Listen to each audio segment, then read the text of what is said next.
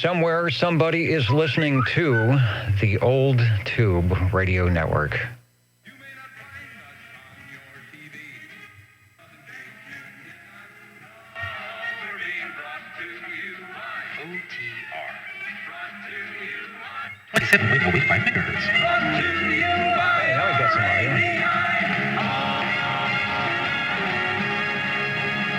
The Old Tube Radio Network. That's great when we can get them to step up to the microphone. Stepping up to the microphone, the Old Tube Radio Network, real radios glowing in the dark. We hope tonight on 27085, Channel 11 in the Central Valley of California and everywhere else, thanks to oldtuberadio.net and perhaps even YouTube, if it is functioning tonight. I think everything is got the right settings. Welcome. Just a reminder that we are here every Saturday evening on this channel to talk about and listen for those classic tube radios from 1958 to about 1978 when they stopped making them, but they still live and they still sound great. And hopefully you will hear a few tonight after the directed net roll call of our local operators and collectors that will bring them by. Perhaps some of your favorite radios will show up tonight, and we hope to learn more about them and perhaps do a little peeking and tweaking. I think that's what we used to say. The Old Tube Radio Network on the air, doing this for about the last 35 years on Saturday evenings, and we enjoy it a lot, and hopefully you will too. My name is Dennis, one of the net controllers, and I will be here tonight taking check-ins. So we will start with, let's see, let me do that with our directed net roll call at the top of page 1 for those playing the home game looking for our current 00. Who is that? That is Mr. JT, who was on the Regency Imperial tonight on Old Radio Night. Looking good and sounding good, making me want to definitely try and get my Regency Imperial back on the air. It has problems with the synthesized blocks of crystals not functioning, so I lose 3 or 4 channels, and unfortunately channel 11 is one of those channels that isn't working, but I've got some workarounds for that. I've got an old Regency range gain I think I can pull some crystals out of. Corona Control 00 is checking in. The temperature check, he has checked his temperature, and the ground rod is at 98.6. Somewhere around that. Thanks, JT, for checking in, and I enjoyed the Regency Imperial tonight. Also, a cosmic check-in for SWL number 1, and let me see what is going on over on the video side, if SWL number 2 is there yet. Not quite yet, so we'll listen for Kevin. SWL 3, I've got a proxy check-in for Rob. SWL 4. Good here. Who is the break? OTR over. Yeah, your audio just all of a sudden stopped on the audio only stream. On the audio only stream. All right. Let me look at the proper items. I think I'm actually I see VU meters and things. Are we up and running? Is the tube glowing? I don't know. I think I hear. What do you say? Oh, URL not found. Your server, your IceCast server is down.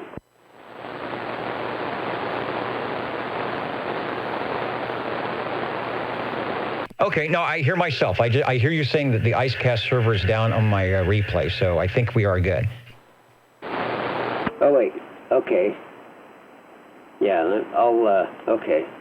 Because I heard it stop. All right, I would, with all the problems that happen around here, you just never know. I've got the QC monitor here.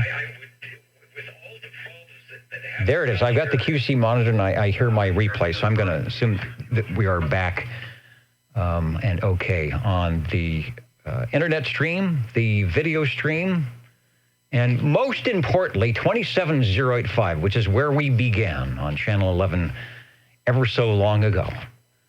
That's the main thing. Checking in SWL5, Ida, Mama Rose, over to SWL6. SWL7.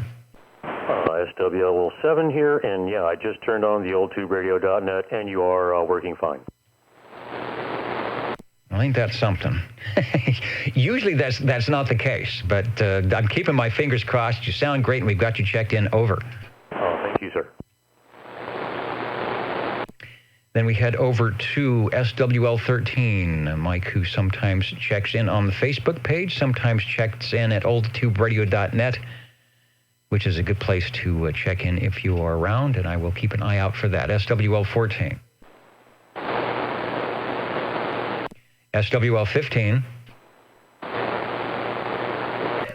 SWL16. All right, sounds good. KB6GFD. SWL17.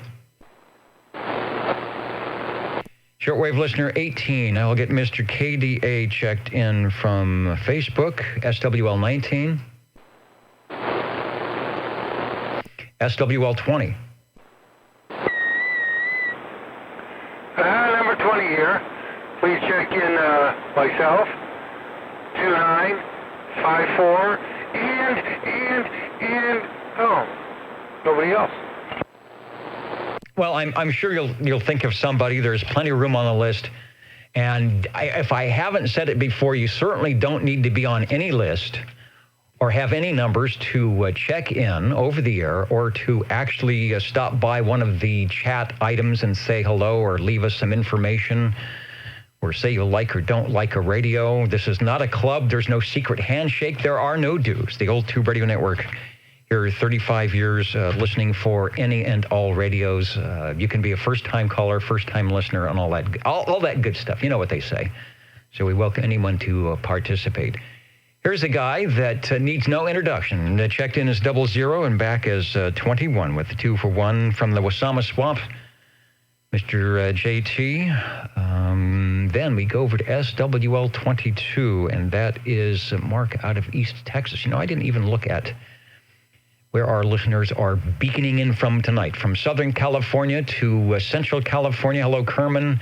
Up in New York, checking in early, listening to all the testing and shenanigans going on. Hello to San Jose, Somerville, South Carolina. There's a tech station near Quitman. Hello to San Francisco. That's probably X4000, which we will get checked in. We've got Connecticut listening in, Centerville, Virginia, Anoka, Minnesota, Fayetteville, North Carolina coming up to you. Hello to at or near Redwood, Virginia, Woodland Park, Colorado. Always listening in for the E-Skip. We did have one sunspot show up. A lot of you who been listening this week know that the bands did open up with that Cycle 25 sunspot that beaconed our way. Hello to Canby in Oregon. We'll be looking for you shortly. Dallas, Georgia, Squamish, British Columbia, the trio, the bevy of SWLs up there. Hello to the UK, Coarsegold, Riverside, California, more British Columbia, Los Angeles, Redwood, Virginia, and the unknown SWL wearing the bag on their head and probably has the radio covered up as well. Continuing with roll call, looking for SWL 23. And that is 23 Scooter. Let me get in the proper page and see if Mitch is out there yet tonight. There is X4000 beaconing in. Who else is out there? Private Thor and the gang in Squamish is in the house. Over to SWL 24. Shortwave listener 25. 25, checking in. You are sounding good. Thanks for checking in. Hope you are feeling well. And then, is it live, Memorex, AM or FN? SWL 27. I'm going to give Dwayne a check. And I heard him earlier on the 5-7 talking to Pat. I know he was doing a lot of remodeling over at the Radio Shack, so he might have the antennas down. So I'll get Dwayne checked in. Over to SWL 28. We've got a check-in for SWL 29 Bill, over to SWL 30.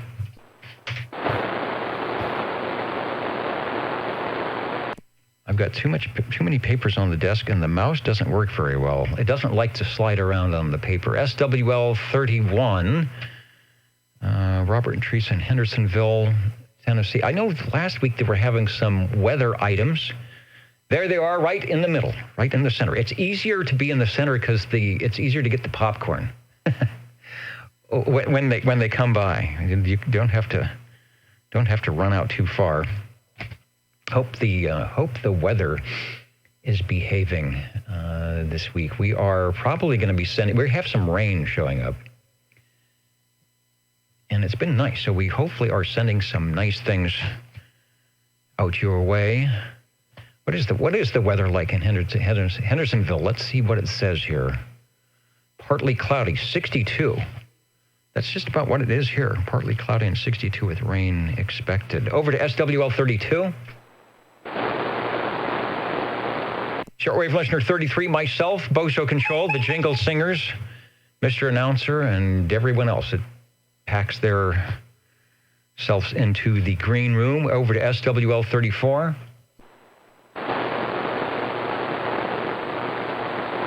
And Warren Scott. Hello, Warren, out there in Hendersonville as well, where it is mild. Same thing here. SWL 35.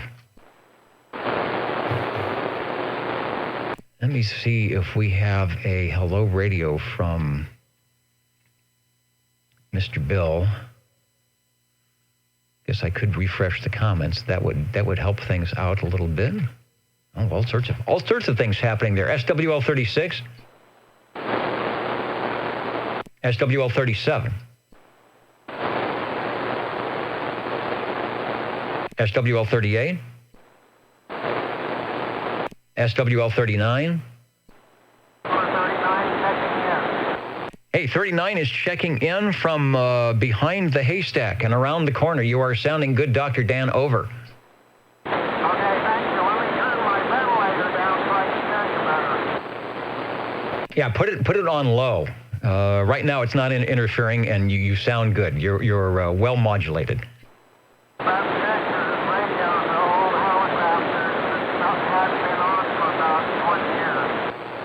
If you have an old Helicrafters, this is the place to check it in. It is functioning now. Let it warm up a little bit more, and we have a space, no doubt, on the Old Tube Radio Net list. Thanks.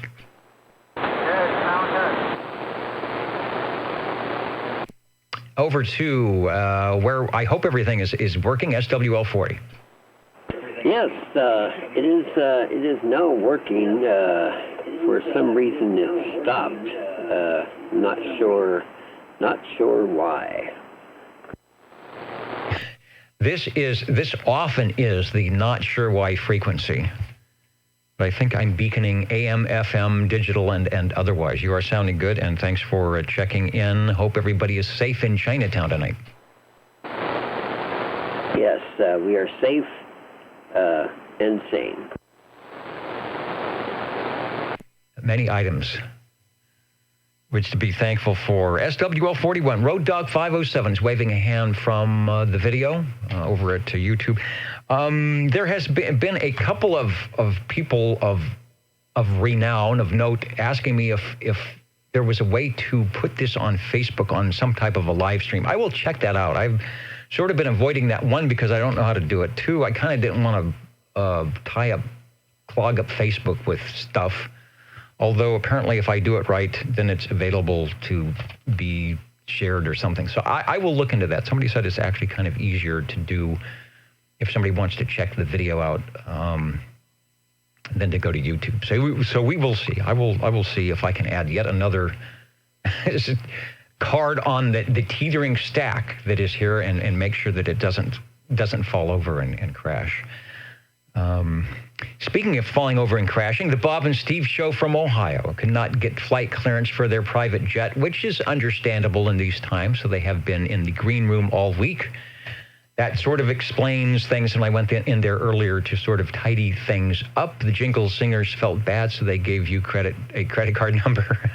They have my credit card number. I thought I left that somewhere where they couldn't find it, and they've been delivering fine dining all week. There are a lot of places that are delivering around here. Fine dining, not so fine dining, and some of those $300 bottles of wine. I saw the corks. I'm used to seeing the screw tops, the caps, and the Trader Joe's $2 chuck. So I thought maybe I had a high-class wino wandering through, but now I know that it's the Jingle Singers and everything else. So from the Ohio contingent, I noticed that the fish tank was doing well. The church services are now online. They're still underwater, and the fish seem to be happy if I put in the freeze-dried worms, which if I can't find any groceries, I will be having some freeze-dried worms. The Old Tube Radio Network, don't go away, because we will be talking about radios here after the roll call. Looking for SWL 42. SWL 43. 43 on the key. Good evening, Dennis. 43 on the key, beaconing down into Midtown Fresno in fine style tonight. Thanks for checking in on the Old Tube Radio Network. And then from another, should I say far out, or is that way out? Groovy station, SWL 44, checking in, and hope everything is okay there, and people are trying to stay safe as much as they can with what they are doing. But let's see if you are on the air. I see you digitally. How about over the air? I'm listening.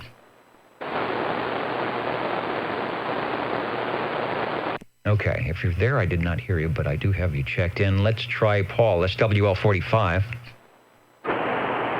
45 checking in, Dennis. Seems like you're a little bit lower on your mods for some reason. I don't know. Maybe I'm losing a tube. I don't know. We'll talk about it later. I might be. You know, I turned things down just a little bit, radio testing, but all looks well kind of on the wiggle meter. Speaking of mod, let's show off the, let's see, which camera would that be? There it is. There's the REA modulation meter. So I think last week I might have been hitting it a little bit hard. I'm trying to keep the negative peaks because I don't have one of those fancy outboard Orbands or Schlockwood 200s or 2000s to keep me from over-modulating. I can certainly under-modulate, but it looks like we're not too bad. We'll see what we can do. You're sounding marvelous. Got you checked in. Looking forward to some radios. Thanks, Paul. Oh, thank you. No, you're real clear. Real clear. No problem that way, old Dennis. It's probably my end. So thanks a lot. All right, back to the control room here. The Old Tube Radio Network. Directed net roll call, page 2, looking for SWL 46. SWL 47. Good evening, OTR, and greetings from where else? The Radio Lounge, SWL 47.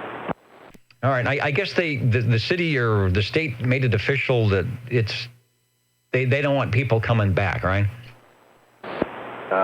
Yeah, that's for sure. All right, well, hopefully they have plan B, C, D, and E worked out.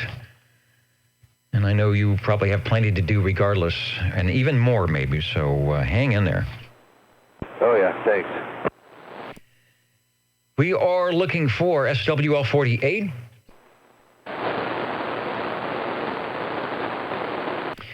There is SWL 35 just beaconing in moments ago at oldtuberadio.net. Hello, Mr. Bill. Hope it's not too wacky and wild out that way and everybody is feeling well. Let me try 48 again. SWL 49. Hello, Dennis, 49er here checking in. Hope you guys are all doing well. Family and I are doing pretty well here, just surviving. Been on lockdown for a little over a month now, and I think we're all starting to go a little bit crazy. But let me tell you, man, I think the house and the shop and the radio room is the cleanest it's ever been. Trying to keep ourselves occupied over there. So, hey, hope you're doing well as well, Dennis, and we do thank you very much for the check-in. All right, and thanks for stopping by. The station is, it's sounding good, and I don't hear a speck of dust on your 100% modulation there. So thanks for checking in. Let's see, who else is listening in? Keith in Rocky Mountain, Virginia. I didn't say hello to you. Prospect, Connecticut. Jim is listening in. And OBP. There you go. I missed, if you were there earlier, I missed you, Kevin, but you are in there now. You are on the digital side. You are 9 pounds. Even on the digital side, Mr. OBP is 9 pounds and good modulation. Let's try SWL50. And I have a check-in, proxy check-in for 305 for Dave out to Sanger Way, so got him in. And the guy that knows just when to click the golden mouse, SWL52, right in front of my screen, waving a hand and checking in from a remote location. All right. I don't know if I'm on the big screen. Let me wave. All right. I might be on his big screen, or maybe his little screen tonight, from behind the golden microphone, the golden mouse, something like that. So, Mr. USY, let's go to SWL 53. Hello, Dennis. 53 checking in. Hello, Bob. We've got you checked in, and we will be turning the page. Thanks for listening to the Old Tube Radio Network. The check-in, cosmic check-in for Larry, 54. A lot of the radios you hear check-in tonight may have been across his workbench at one time or another to keep all things up and running and sounding good on the Old Tube Radio Network. Thanks, Larry. Over to SWL 55. 55 checking in. Loud and clear as always. Thanks for beaconing down into the flatlands tonight. Yeah, thank you very much, Dennis. And I'm not sure if you're aware of this, but Mono Winds has very cheap gas, and it's 24 hours. So if you make it up the hill to check the antennas, stop by and fill up your tank. They guys must have got some of the new issue, $20 a barrel. I've seen a couple of stations where you can tell when they get the new gas in the pumps because the price goes down about 70 cents, and the other two are up there. So up the hill away. I think the casino is not functioning, but if you'd like to hang out outside and fill up the Falcon or the Lectra 225 or the Studebaker Avanti, they will help you out with probably that super duper premium. Thanks. Thank you, Dennis. $1.98 a gallon. Oh, that is gas under $2 has been a long time here in California. Everybody else is saying, no, our gas is always under $2. But remember, California has all sorts of extra little additions and taxes and things to keep the price up there. Where are we going? Let's try the Magic Land, SWL 56. Good evening, Dennis and the net. This is 56, checking in. Checking in and sounding good. Hope you are feeling well. And the Old Tube Radio Network will be checking in some of your favorite manufacturers tonight, I hope. Over we go to SWL 57, Brown Dog Audio, out there in the worldwide sidebanders, Central Kentucky. Don't see him beaconing in just yet. Let's try the guy that helped me out with my testing on various frequencies tonight, SWL 58. Jeremy might be out contesting. There are a couple of QSO parties and contests going on the amateur side. I will give Jeremy a check-in because I did talk to him earlier on a couple of channels here. He was sounding good, S9. Over to SWL 59. Break OTR. And the break OTR, go ahead, over. 80, checking in. All right, I can do that. You are on, what page are you on? That page right there. 50 in the land of make-believe. We've got you checked in. Copy that. Have a good one. Thanks. Called 59 with no response. Let's try SWL60. Evening time, Dennis. We're going to check in this 29 LTD Classic. SWL60 checking in. All right, I can tell you're on a different radio. Got some big audio there tonight. SWL60, Joe, Mr. Hustler behind the microphone. And thank you for checking in. I appreciate it, Dennis. SWL61. 51 checking in, Dennis. Always looking good on the S meter on a Saturday evening before the tubes checking in. Thank you, Dean. Beautiful downtown Clovis, SWL62. Evening time, Dennis. This is 62, checking in from downtown Clovis. It's getting a little windy and the clouds are coming in. Yeah, it said, I thought the rain was going to delay a little bit. It looks like it might start tonight, early in the morning, and it's going to last for a while. That's okay. I don't think it's going to be super raucous, and we will get some snow in the mountains.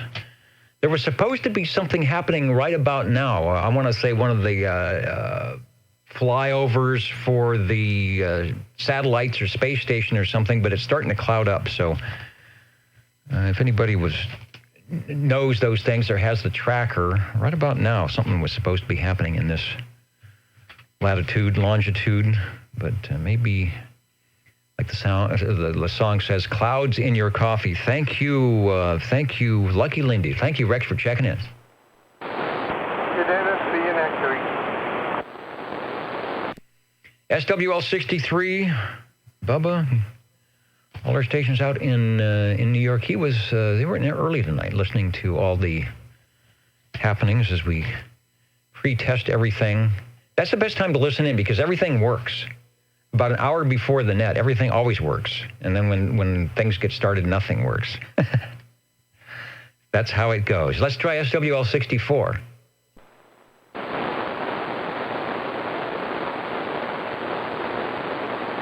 And JT, about $1.52 near here. That's what I would expect. I don't expect California to be under $2 a gallon, but that's a drive up into the foothills. Probably about a 45-minute drive from where I am.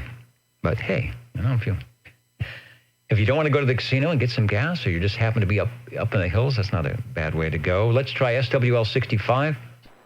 SWL65 checking in. Hey, you're looking good on my S meter tonight. Thanks, Eric. Thank you. I got a quick question on a ECI mobile amplifier. It's an old tuber. Just curious the information you got. All right. ECI Courier.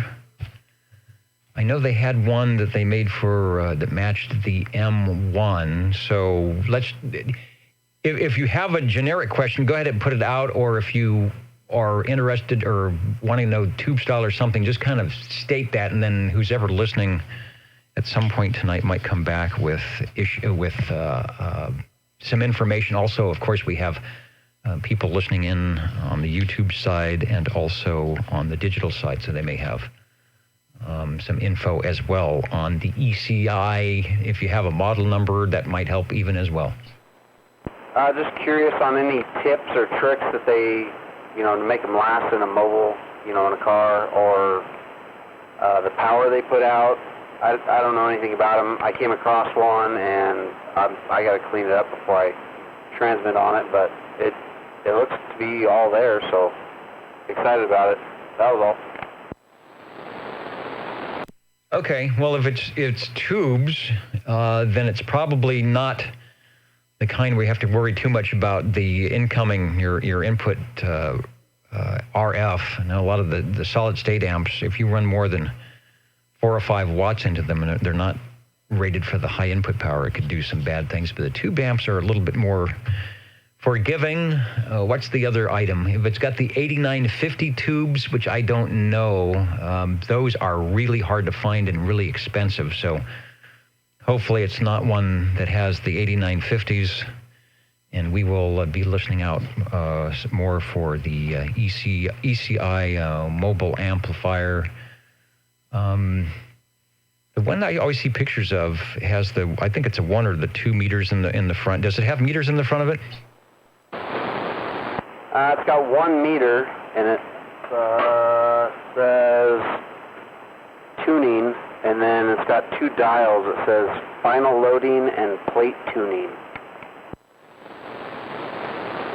Okay, now tune alone. That sounds definitely like a tube amp. All right, well, we'll keep an ear out, and maybe in a little bit we can go through some things if anybody has one or something similar on some tips, especially on looking and flipping the meter when you are tuning and loading, and what you might expect. And usually the caveats are how much drive input to keep things safe, and then the best way to load it. Although with that kind of thing, it's probably a standard way to go. All right, thanks for that. And I'm thinking it should be a nice little amp to get whatever it is, 30 to 70 watts or more, which sometimes if you're only running 4 or 5 can help things out, especially in the mobile. Thanks for checking in. Thank you. I'll be standing by and listening for any info. Thanks. The Old Tube Radio Network, Real Radio's Going in the Dark. We are in the roll call of the shortwave listeners, and saying hello to everybody that's checking in. 12, oh, hey there, thanks Mr. OBP. Results, ECI Courier Mobile 12-volt DC linear amplifier, 2 tubes, 12J B6A. What is that, sweep tube? So that should be nice. All right, we've got something to go on, so we'll keep looking at it. So thanks, Kevin, for that. Let me get through the roll call. SWL 66. And a question, Eric, is the amp, although it could be painted, but is the amp blue or black? Over. The faceplate is blue, but the whole thing is chrome. All right. 21. I wonder if that's the matching one that goes with the M1, which I think is about 60 watts or so. We will find out. All right. You're already getting some bites on the proverbial hook here, Eric, so hang in there. Let's see, SWL 67. I want to say hello to Bill, who, if I'm not mistaken, should be our up there in the top row, listening tonight, the Canby, Oregon station. I wonder what the weather's like in Canby. I won't click on it, but should be nice. Thanks, Bill, for jumping in there and saying hello. Over to SWL 68. SWL 69, Ken, who will be listening in, probably watching hello on the YouTube video from whenever you might be tuning in out there in Tulsa. That is Kenny, SWL 69.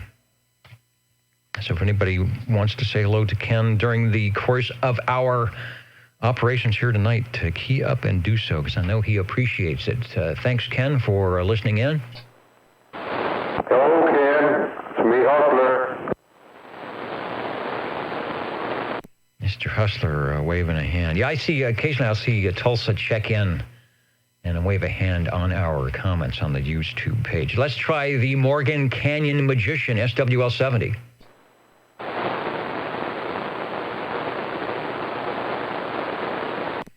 SWL 71. Stan, taking time out from contesting to jump in the radio room tonight and say hello to all the Old Tube Radio operators out from Dallas, Georgia. Thanks, Stan, out there in Foreland. Looking good, SWL 72. SWL 73. SWL 74. And I will get Ms. Julie checked in. She's keeping the 50,000 watt transmitter under wraps, which is probably a good thing. Don't want it to get any injuries.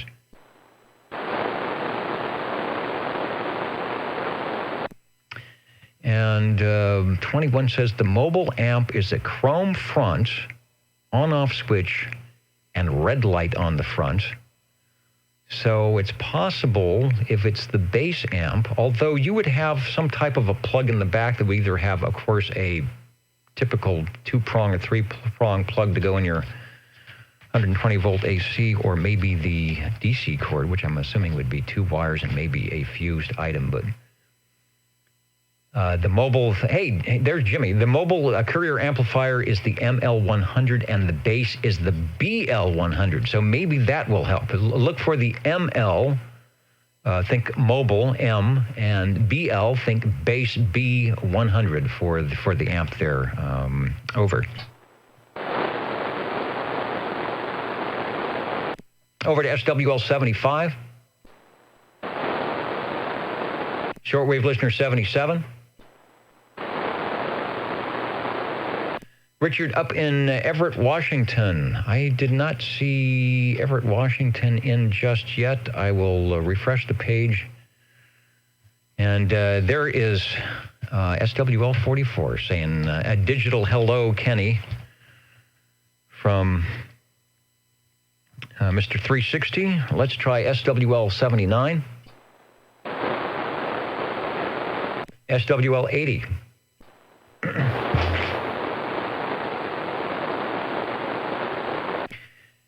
SWL 81, rocking his N95 mask.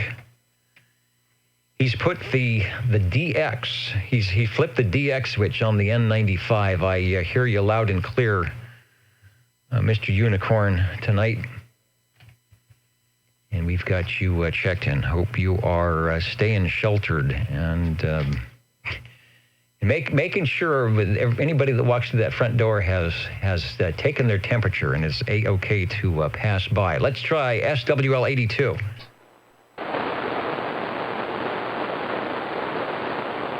SWL 84. I'm going to take a proxy in for 84. SWL 85 in Reedley.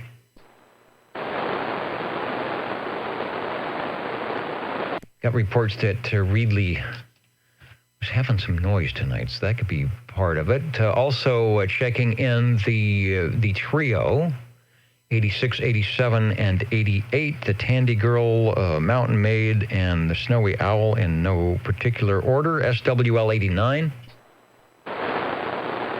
SWL 90, near Madera Town, SWL 92, SWL 93. And a proxy, you probably asked me that, a check-in for John in Reedley. Let me make it official on the big screen here. Thanks, Ray. I think I saw that earlier, and I forgot it, so thanks for reminding me. SWL 93. SWL 98. Checking in there.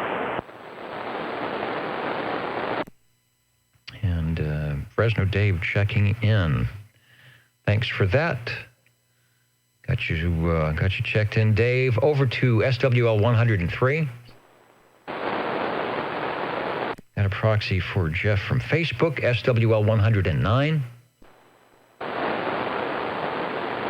SWL 110. Beaconing in from Reedley just a bit earlier. On the digital side, Robert, we got you checked in. Over. SWL 113. Shortwave listener 114. 114 checking in. Hitting up to 5 over S9 on the meter with audio that sounds like 40 over. Got you checked in, Wayne. Thanks. Thank you for the check-in. SWL 128 from Fairfax, Virginia. Let me scroll down because I do believe I saw John Lee checking in. And there he is. Okay, SWL 131. SWL 133.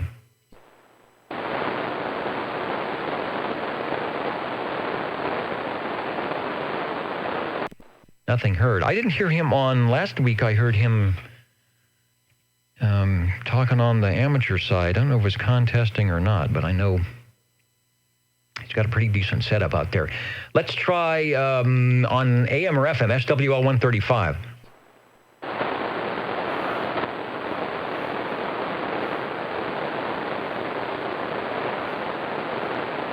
Okay, I hear you on the FM side, and we are prepped for the AM side coming up. Thanks for checking in, KB6GFD. There's the voice probably not making it through my noise gate, 135 on the FM side, and he has been doing a little fancy footwork, and I think he's going to have an item of interest for us tonight when we start glowing in the dark. Over to SWL 137. SWL 145. Good evening, Dennis. 145 from Corsco checking in. The noise floor is really high up here tonight.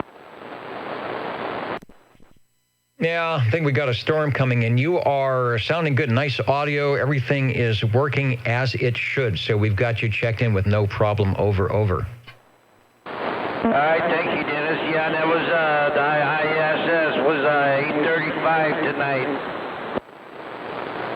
All right, I don't know what your cloud cover is that way, but it's starting to get a little bit overcast, or I should say a lot bit overcast with the big clouds, and probably a little bit difficult to see, but you might catch a glimpse of it. Thanks for the heads up on that.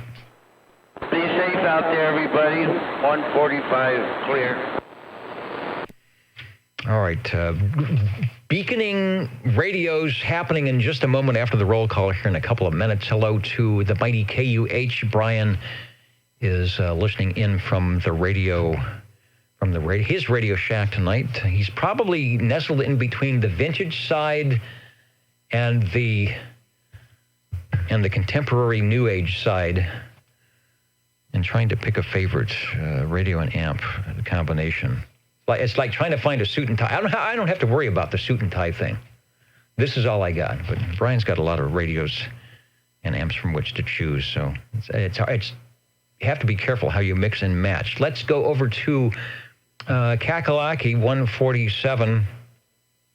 That is Neil, and see what he has to say tonight. And Breaker acknowledged. We'll be right there. Kakalaki checking in. They're okay out there in Fayetteville, North Carolina. 9 p.m. curfew now in effect. Had some conditions a couple of days ago from South and Midwest. Yeah, that was the one spot that showed up, and they said it was from Cycle 25. Sunspot from Cycle 25 gave us numbers up in, 11, 12, 13, something like that. And talking to California Riverside and the Mojave Desert. I think we've got some SWLs, digital SWLs listening in from Riverside County tonight. And stay safe and healthy, he says, and I agree. Thank you, Neil.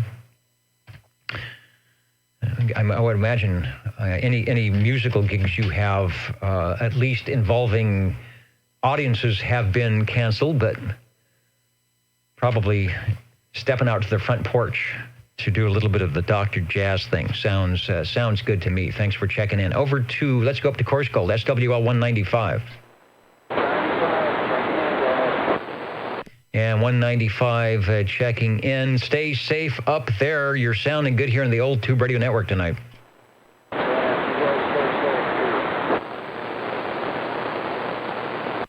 And then let's try SWL 226. Any other stations that I missed or would like to jump in before we head over to the tube radios? 24 checking in. And 24, the guy that was knocking at the door. And I kind of closed it, but you kept your foot in the right spot. SWL 24, that is Joseph on page, for those playing the home game. You will put the X and square on page 1. You are sounding good. Thanks for remembering the Saturday night place to be. And who else is checking in? Redwood, Virginia, Mountain View, California. Is that a real Mountain View, or is that one of the Google bots? I've got the suit on, the tie is straight. We are not doing any copyrighted stuff. We originate all our content right here with your radio check-ins. Hello to British Columbia around Garibaldi Way and good old, is it Naugatuck in Connecticut? Somewhere around that area. We'll be back in a moment. I'm going to set up for the tube radios here, and then we will be off and running up away in our beautiful balloon. OTR back in a moment. Break OTR. Break OTR. Go ahead. Over. Yes, can you proxy on ditch banks of Iowa 82? I will do that.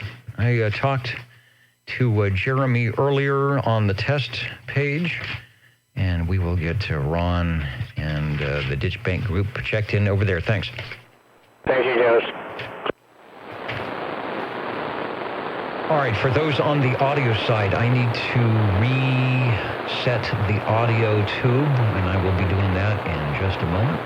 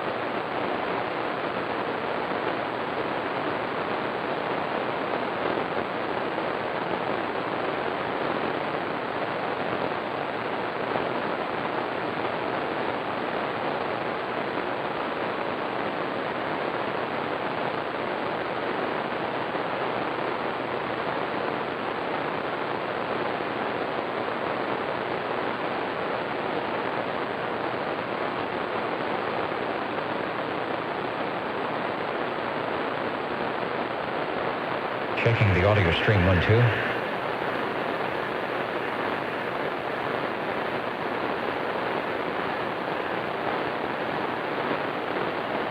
And it sounds like it's working. All right, it's working.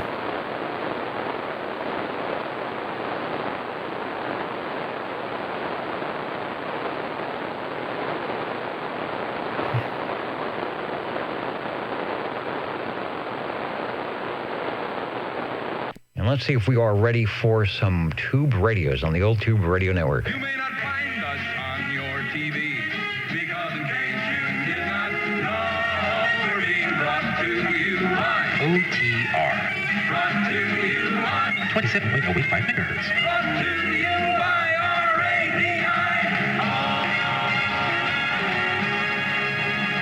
The old Tube Radio Network. Well, the audience seems to approve. Thank you, Stan, the Jingle Singers, and X4000 for that nice little intro into the old Tube Radio Network. Real radio's glowing in the dark, and it is that time where I bring out the Tube Radio check-in list and sign in and await for your glow-in-the-dark radios. The old Tube Radio Network standing by. 45. All right, Paul, jump up into the air chair. I am signing in here for April 4th, 2020. A login time of 8:53 Pacific Daylight Time. And I want to say hello to all those who may be listening in channel 1127-085. We are in the Central Valley.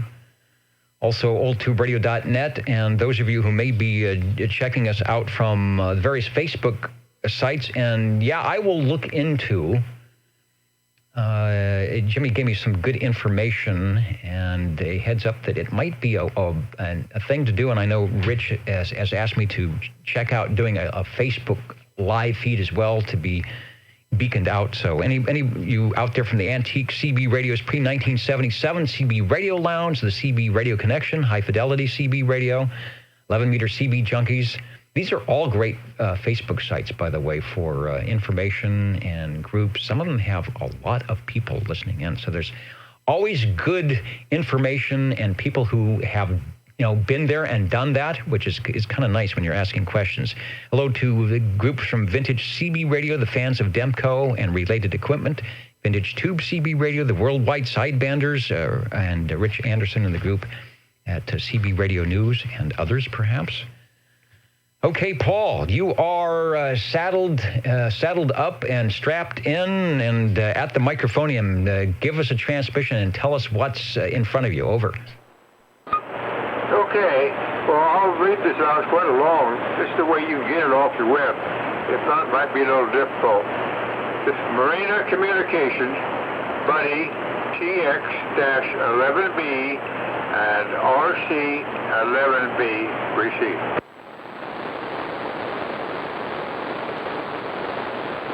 All right, I see it. It's not actually in my auto page, but actually it is there. So if I do a little fancy footwork, I think I can get our picture up. Hey, there it is. Oh, that's great. Let me go to the big screen, and I think we are on the air. Over. Yes, sir. That's it. Rob put that in not too long ago. Did a real nice job. Now that's old Buddy. I tell you what, this is a fine old radio. All handmade. They only made about 800 of the things. This is serial number 333. I'll get back with more stuff and back to you. And the good old Buddy bass. Who was it Jimmy? I don't know. Somebody's been, I think Toby has a couple of them too, Midwest Sound. That's the piece. Unlike the Browning where you have two pieces, the third piece being the on-the-air speaker light, a good angle for that. And you said this one is from Marina and not the Autronics. Is that correct? Yeah, that's correct. All right, the RC-11B, TX-11B, so this would be looks like all 23 channels on both sides around. And it has, and sometimes they do that because it is the transmit and receive, it has a bit of a ping coming into it. So one might think it is a Browning. It has a little more low fidelity on the audio. So when you first came up, I was thinking, oh, it could be a Browning, but it had the Buddy bass audio to it. My question is, I'm looking at the meters. I see it looks like the bulb sticks out and it's actually shining. It's not lit from behind. It's actually lit from the front on the transmitter and on the receiver maybe as well.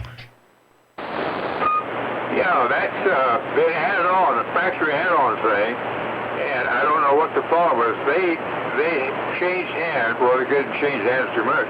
The FCC kind of shut them down, and then another outfit came up, which was Marina Communications, and took over the building of the thing again. And somehow or another, the light on the transmitter was not ever put in behind the feeder, the gauges there. So they had to mount this thing on the outside just to get a light up there. So it's kind of a homemade thing, and I like it. It's different. By the way, Hobby calls this Baby Buddy.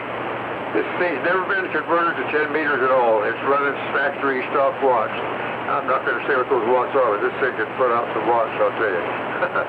Yeah, I get trouble with FCC. Anyway, 3-piece radio with a large line air speaker on the thing. It's on the air, and it's a big speaker. It really gives a good sound of the thing. You know, I can just go over this thing forever. It's just a neat old radio, like I say, hand wire. Got a string tuner on the thing, which is back thing, you know, where you string to turn the tuners. And I just go on and on. I love the thing. Back to you. Well, it sure sounds good. The next go-around, I'll put on the S-meter, so if you're watching the video, you can give yourself a signal report. And also look at it. It's got some great forward movement. The audio is clear, crystal clean. I know you could push that. You could drive that a lot harder if you wanted to, but I like the way you've got it set up for sort of rag shoe communications. Well, of course, a lot of people like the Buddy bass for the modifications, trying to stuff in the 6L6 and really beef up the audio. And again, like some of the radios, business band style, it had the option of maybe figuring out how to do a little bit more than the 5-watt DC input. It looks really clean. I like the 3 pieces, and it's really got some nice, smooth audio. We'll jump in with another transmission. We'll throw up the S-meter here to see how it's doing. Okay, I'm running a Turner Plus 3 microphone. on the thing. As you know, I love the Turners. The radio seems to like it. Thanks to me for checking it in, Dennis. All right, and Paul is up in the foothills, probably about 40 miles from me, so he's not right up on top. About an S8, unmodulated, but smoothly, or S7, and then jumping up to an S8. Swings good. It looks like it's not over-peaked. It's whoever adjusted that radio resisted the urge to make the watt meter go all the way up, and then no headroom for the audio. I think you've got it done right. Our first radio tonight, the Buddy Bass combination TX11B, RC11B, and this is Marina Communications. And one of our... the Baby Buddy. 6EL6 transmit. And the 6AQ5. So it's got the smaller tubes in it. So I think it's not pushing it too hard, and it seems to be happy. Thanks, Harvey, for the information. And one of our listeners says that is a cool radio, and if it was on eBay, they'd be throwing $500 or $600 to get that one off your shelf. But I know you aren't giving it up. Thanks for bringing it by. Thanks for checking it in. And you are listening to the Old Tube Radio Network. Let's try the Jingle Singers. It's the top of the hour, and they like to do their thing that they do, and we'll see if they're still happening here. How do you do, ladies and gentlemen? Greetings to you, wherever you are. For music and the latest news from home and from afar, the station for you is OTR, Old Tube Radio. The station for you is OTR. This is the Old Tube Radio Network.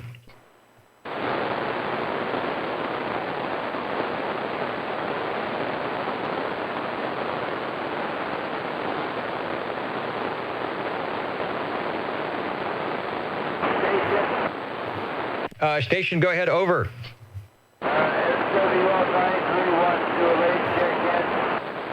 All right, 93, you have put up the antenna far enough, high enough, so that the Old Tube Radio Network can put an X in the square, over. I barely caught what you said. I got a lot of static at my end. A lot of static at my end. So I'm just going to do my check in, and we got the audio. All right, Louis, you are checked in. SWL 93 is checked in, and we've got you checked in 93. Thanks for stopping by the Old Tube Radio Network. Over.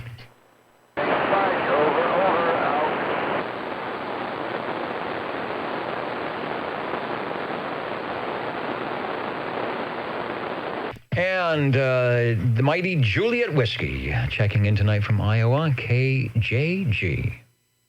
No, yes, KJG 4755. I can't even read the call. From KEO 8492. I have been looking all over for my 1970 issued CB license. I think that's when they went up to $20, but the most expensive time. And I have not yet been able to find it. So it's not on the bulletin board over here with the QSL cards. It's probably secreted away in some very old box full of stuff. So we'll be standing by, looking for radio number 2.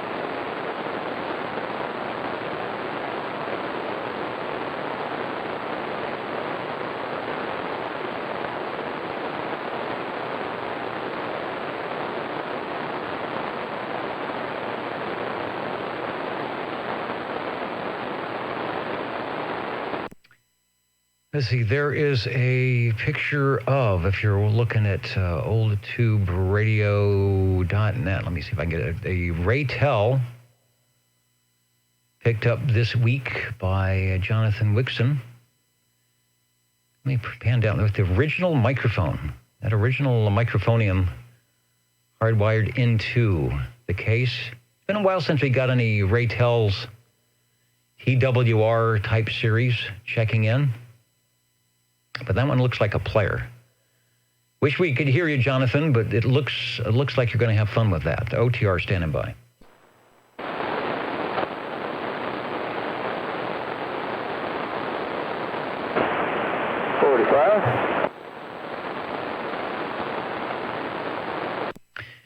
Hello, Paul. Looks like you have jumped in front of yet another old tube radio. Over. Yeah, well, it's kind of quiet tonight. I think everybody's kind of just bummed out. I don't know. Not everything. Anyway, this is a newer model. And this is a T-Berry T23 channel radio.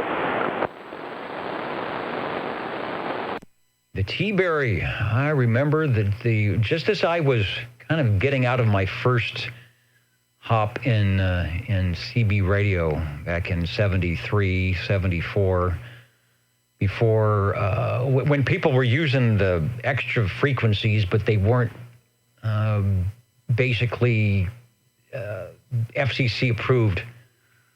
The T-Berry was a popular, the T-Berry T was definitely a popular radio. And I want to say that is indeed the 23T. Looks like we might actually have a picture from your collection. Over. Yeah, this is got, the range gain on this one. The 40 channel doesn't have the range gain on the thing. I don't know why they took it away. But this is an all-tuber. This is one of the old reliables that be going farther along than the hybrids, I'll tell you that. I got a hybrid coming up next year that'll run. But anyway, it's a nice radio. Really quality made. Made in Japan by Panasonic, so the Japanese people did a good job on the thing. It's 10 tuber, a lot of tubes in the thing. It's got a space between the 22 and 23 channel for another channel. Put in what you want to do, as long as it's approved. It's range gain, like I said, which I'll show you how it goes right now. I'll turn the range gain off, and it seems like it should drop quite a bit. Turn it back on, there it is. Anyway, back to you, Dennis.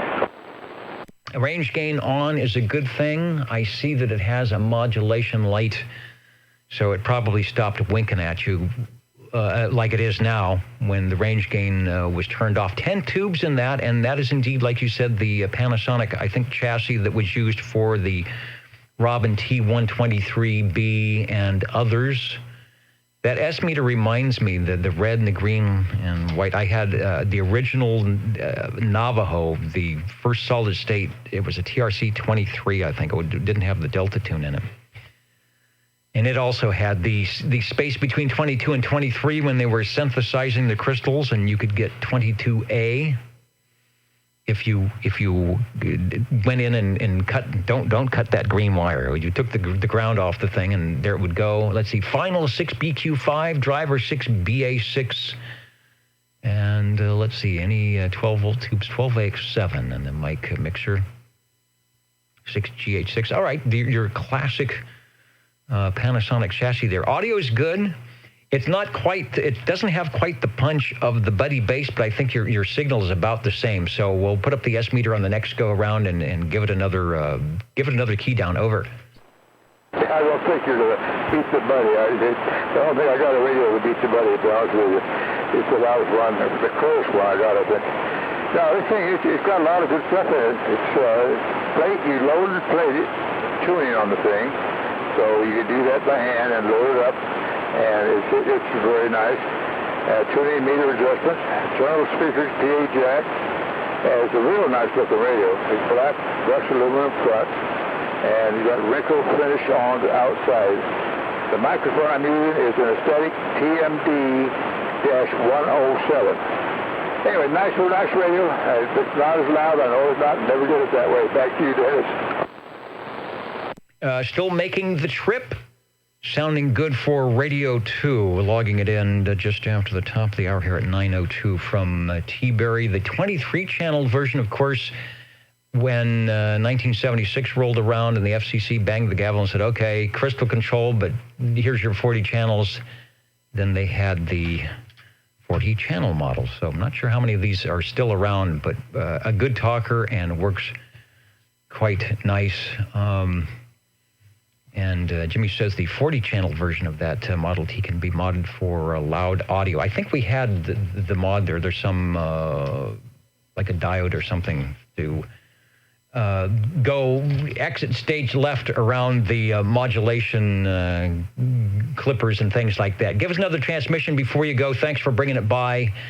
And, yeah, I think a lot of people are sheltering in place and are splayed out in the couch tonight. Maybe not enough energy to jump into the radio room, but we appreciate you hanging out with us and the radio. So one more transmission on the T-Berry. Thanks. Okay. Yeah, I think 255. I think you got that already for this thing. Not too expensive at all.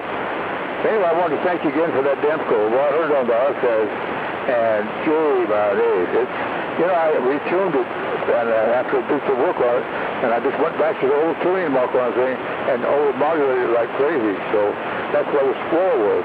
Interesting. Well, Harvey knows the radio's good. And so do you. Thanks, Dennis. All right, thanks. The old Tube Radio Network, real radios glowing in the dark, maybe yours. We are in Central California. Channel 11 is where we hang out on Saturday evenings from 8 to 10 p.m. our time.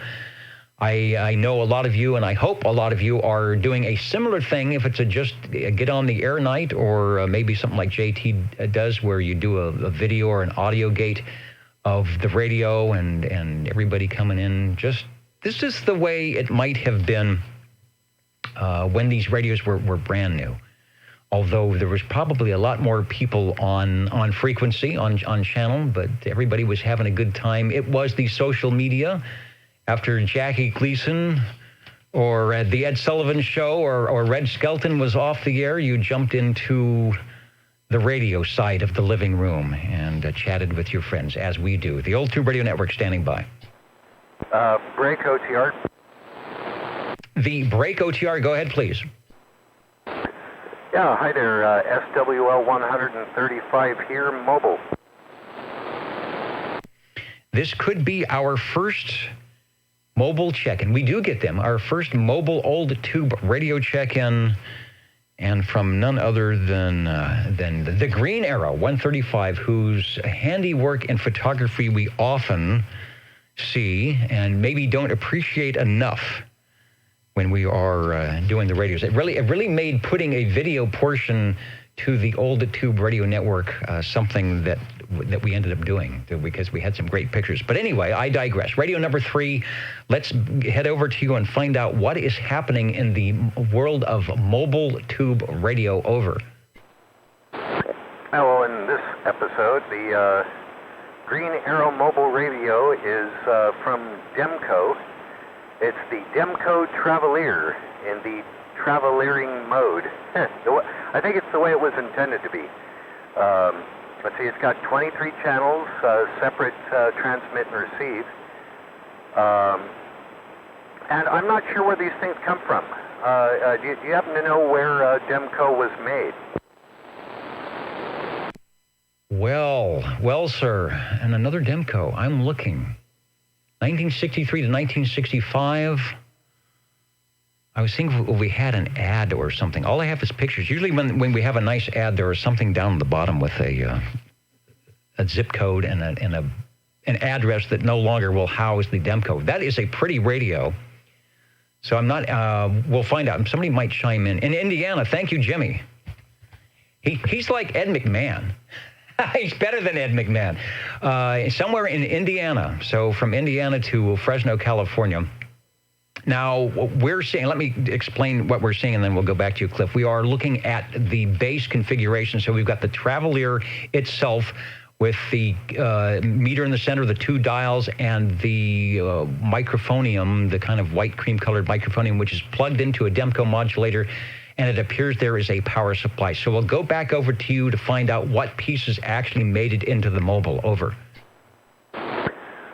Just the Sonotone Charlie Mike 30, Charlie Mike 30, handheld plastic white non-amplified type microphone, and the radio.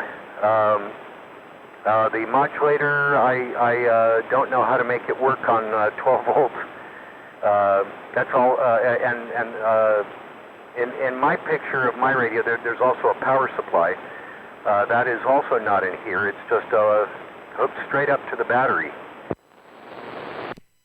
Looks good. It doesn't look like the power draw. The audio sounds good. And that is the microphone. The microphone you see in our shot, if you're at oldtuberadio.net or watching the video, is what he's using. But it's instead of plugged into the modulator, it is plugged into the radio, which is, I guess, the jumper from the modulator out. He is mobile at rest. I'll go back to the S-meter, give you a signal report, but it looks pretty good. Now, my question is, on the Travelier, I see rotating tuning dials. So are we crystal? Obviously, we're crystal controlled on the transmit, but it looks like there's two, the way the dials are I see, I'll do a close-up picture, but do you have any problems getting tuned in to get on channel 11? A little bit. Depends on how you do it. And I get you in much clearer if I use the tuning mode on the VFO. That the dial on the right. Say again, Harvey. Is a VFO, and it VFOs. You dial people in nice and crystal clear. Then there's a calibrate thing so you can line up the receive KB6G with the transmit. But of course, if somebody else is slightly off frequency, then that doesn't always work that great. Then there's how many are there here? There's 4 memories of some kind. You'll have to ask Harvey how those work. I think they're tunable. Memory places, and one of them is set up for channel 11, but it's just a tiny bit off. So I am in the VFO mode. Most excellent. And thanks to Harvey Bristol, giving us the city from Bristol, Indiana, is where Demco and affiliated items were. I'm not sure if JT has rung the Demco bell, which was somewhere else from Bristol. But whenever a Demco comes by, sort of like, remember the movie whenever an angel gets his wings, a little bell goes off. That's a bell ringing. Well, when bell ringing happens when we check in a Demco.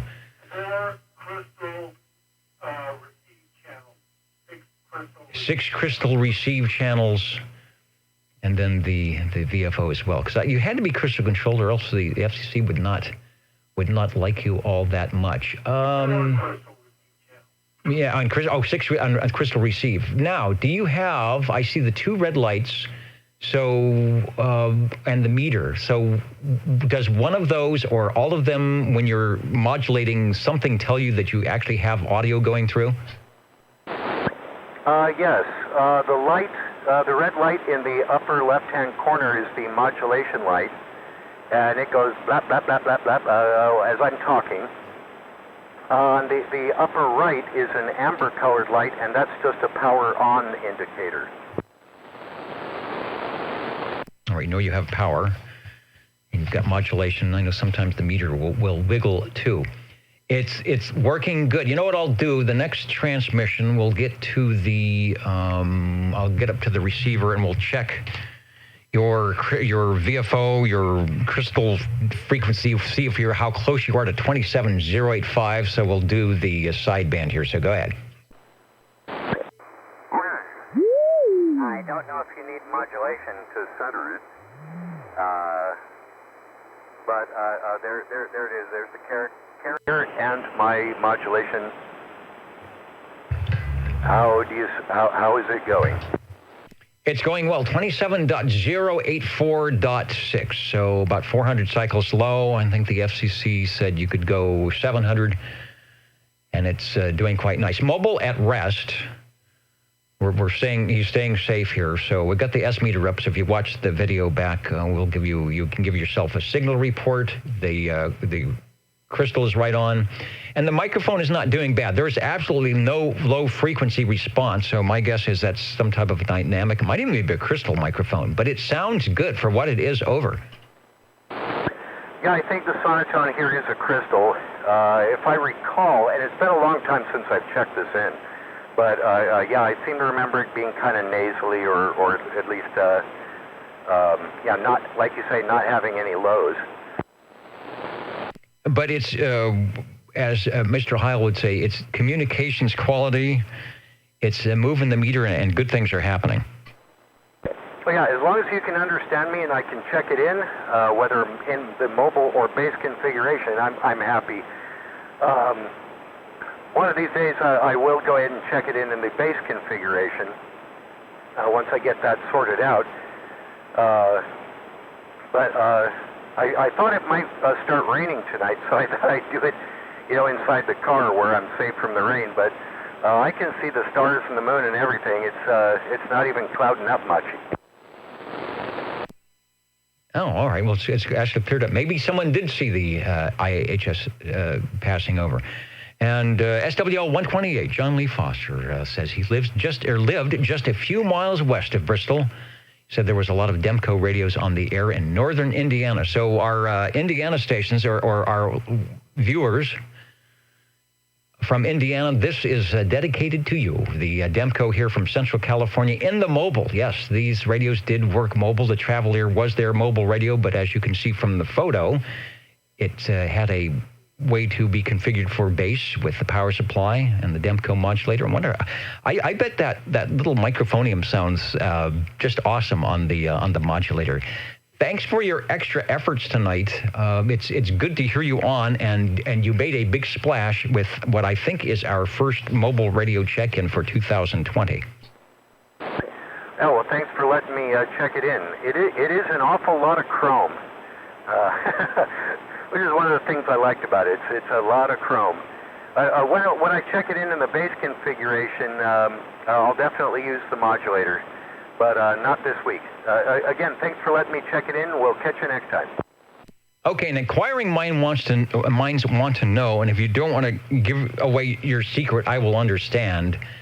I'm assuming that I'm looking to see if there's a mobile bracket on that, but my guess is it's probably your passenger seat strapped in. Yeah, I think it's in the picture, but yes, there is a mobile bracket on it.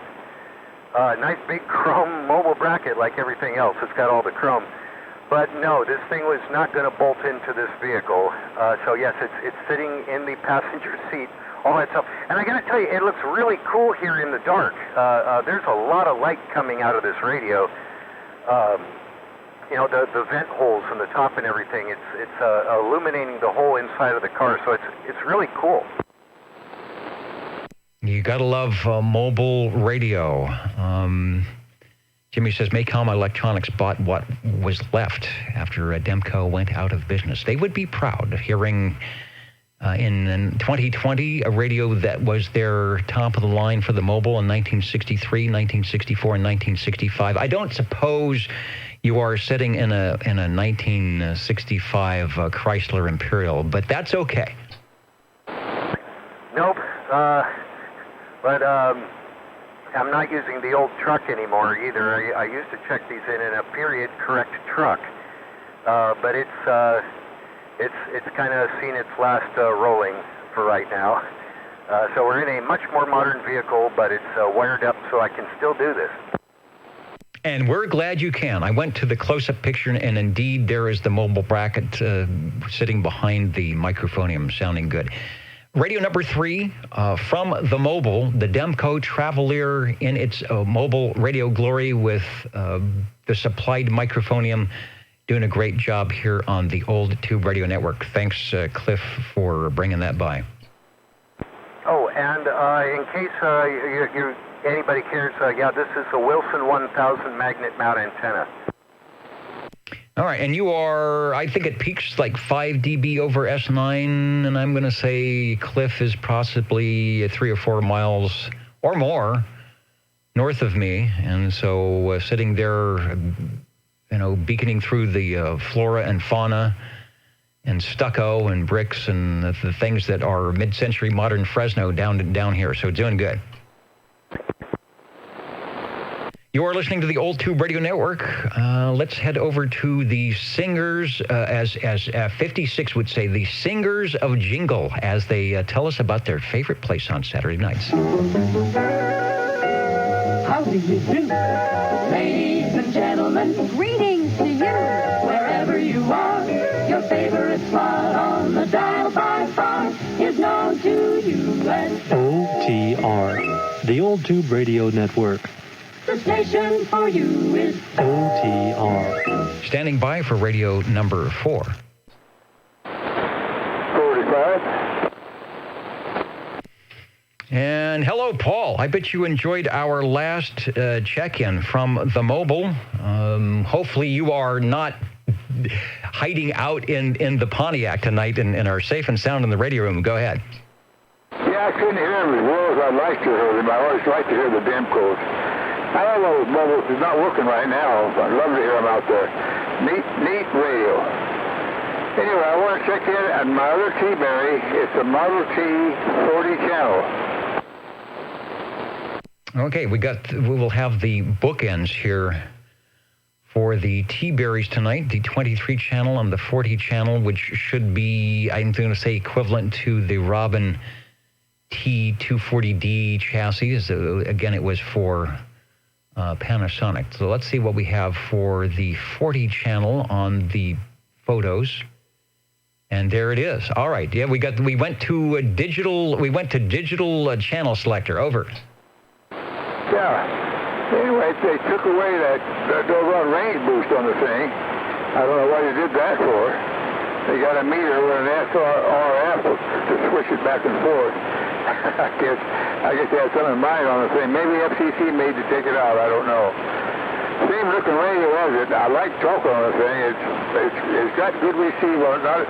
You know what? The old buddies receive is better tonight than any of these fancy radios.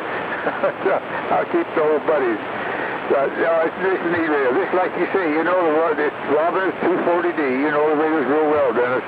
Exactly. That's the inside of this radio is about the same as the 240D. They just kind of move things around a little bit and put a different name on the front. That's how they did it. But anyway, it's got a standby on the thing. It stays warm on low power, so you just click it back on and start it right immediately rather than have to wait for the tubes to light up. So that's a pretty good deal. Anyway, I'm not running my normal Turner microphone. I wish I would. It probably sounded better. I'm running a TMD 107 static on this one. How's it sounding on this one? It sounds good. It's nice and loud. Nice loud. Looks like it's moving the meter. We'll put the S meter up here in just a little bit. And yeah, you mentioned about the S meter switch or the range boost switch, and on these Panasonic chassis, and I don't know how they decided who got what, but on the 4 or 5 different manufacturers, each one had a display of lights or not, a range boost or not, a fine tune maybe or maybe not. So I'm just wondering if the company came and said, yeah, we want to use your chassis. If they paid more, they could get a more, we'll allow you to have this portion where you could put the lights in and the range boost. Or maybe they stood in line and whoever was stood in line said, no, they already have the range boost and that's exclusive, so you can get an S meter switch if you want, which I think is similar to like Chris checks in on the Gem Marine or something. So interesting how Panasonic decided who they were going to dole out or what features they were going to dole out to the radios. What the ones you have seems like they're working well. The audio is nice and loud. I still, again, the Buddy bass tonight it's just a super clean sound to the audio, broadcast quality style for an S9 signal. Back to you for transmission on channel 11 here, and make that modulation light blink a little bit more. Over. Yeah, well, thank you, Dennis. Appreciate checking them in.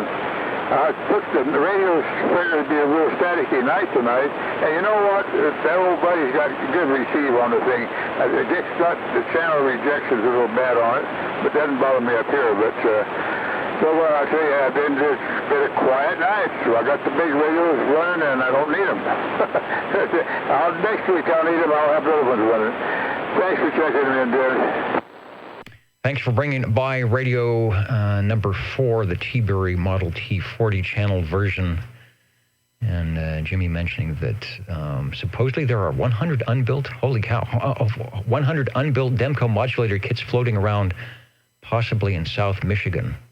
No hoarding of toilet paper, no hoarding of the Demco modulator kits. One of the guys I used to talk to all the time back in my early days in the 70s, used a Demco modulator with a D104 unamplified mic on all of his radios, and it really made them sound great.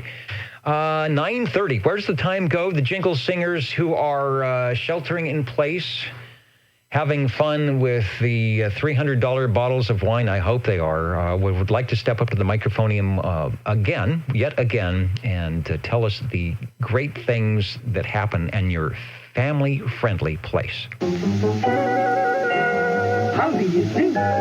Ladies and gentlemen, greetings to you, wherever you are. The friendliest station for you by far is known to all as OTR, the Old Tube Radio Network. The station for you is OTR. And we are listening for radio number 5.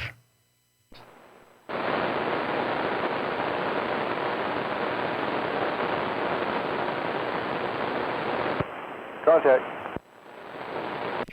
This is your contact frequency. Hello, radio. Hello, radio. 70 checking in. All right, let me bring out the list of lists here and get the SWL-70 mode of operation in the checked-in item of interest. Hey, there you are. Over. Very good. Thanks, Dennis. Now I got to get back to trying to find some toilet paper. Have a good one. Oh, man, that is so last week. I must say that most of the local stores are I guess, doing well in one, crowd control and keeping everybody safe and sane and marking where you might want to be standing and trying to stock things up and helping out. So I think everybody's getting on the same page. Oh, don't go away, Mark. I was looking at something in the amateur radio thing, and then the portable fiberglass masts, extendable telescopic masts came up, and I didn't realize that. I don't know if it was MFJ. Somebody has one that goes up to 82 feet. I'm thinking that can't possibly work. But I remember from your little seminar demonstration of not so long ago, you had one or were using one, and I was curious to the length. I was thinking yours is more like in the 30-foot range on your portable fiberglass telescopic mast. And here's the guy that can answer the question. I know yours wasn't 80 feet, right? No, mine was not. I mean, I've seen some, I don't know if 80 feet, and they'd have to be guide, obviously. I haven't looked at them for a while, though. The one I actually had two crappy poles.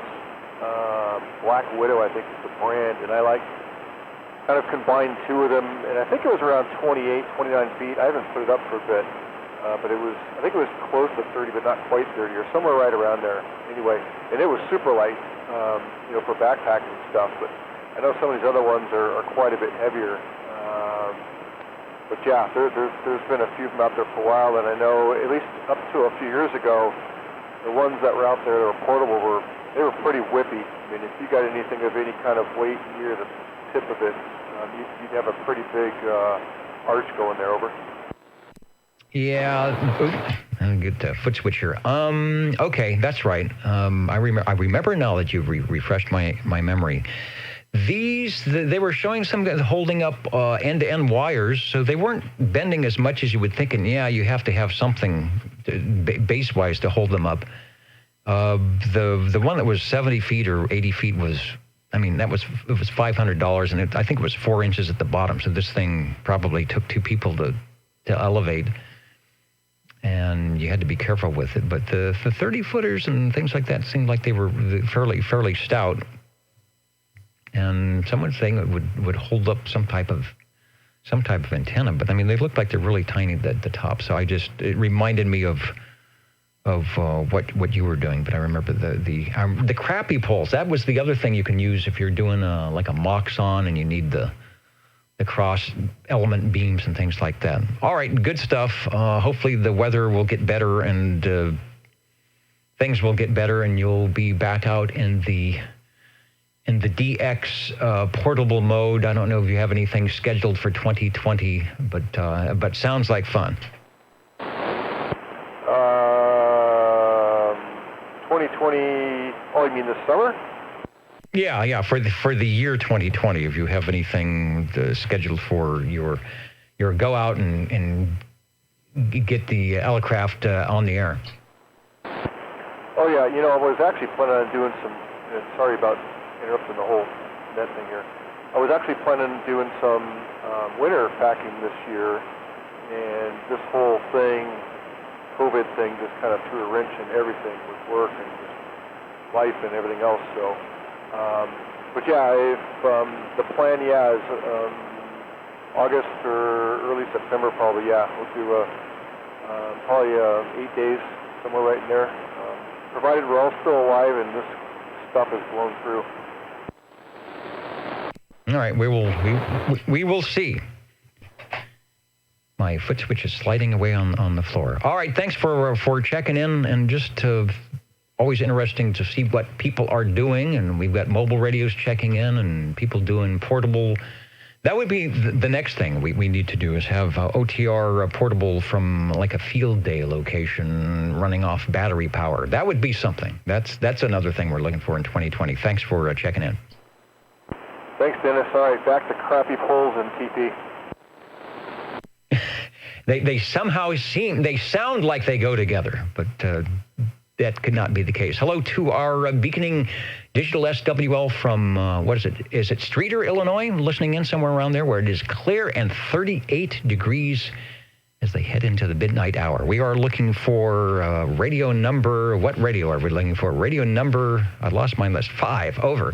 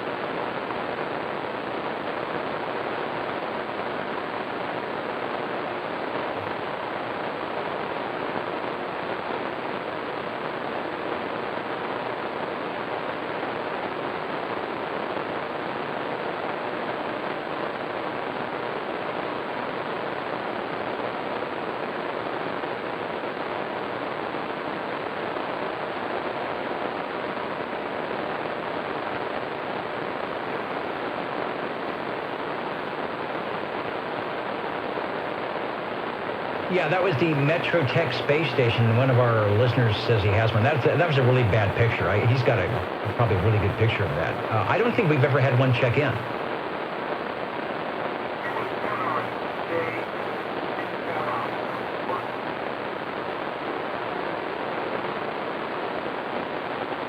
Yeah, they don't go cheap. They are very unobtainium.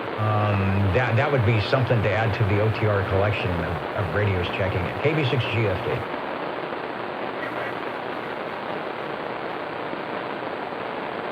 All right, SWL 20 Harvey and I chatting on the 2-meter link about what Jimmy was talking about, his Metrotech space station. I threw up a picture, and it was so bad. I know he's got a better picture of one. But I don't think in our 35 years, I know we've had Metrotechs, but certainly not the space station. And one of the reasons is they're few and far between.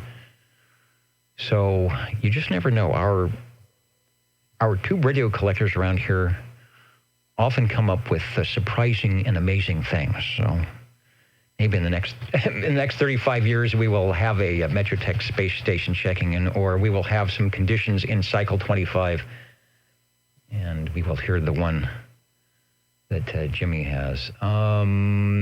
John, Spider Beam 26-meter fiberglass pole, 85. That's it, 5.9. That's the one I saw. It was Spider Beam. Thank you. That's who was making them. And I want to say they said it was 4 inches in diameter on the bottom. I can't imagine. Well, maybe I could, if it wasn't me. But it would be hard to imagine one person kind of trying to get that thing up in the air without breaking something. But gosh, for that much. Seems like you might as well just buy a used tower trailer or something.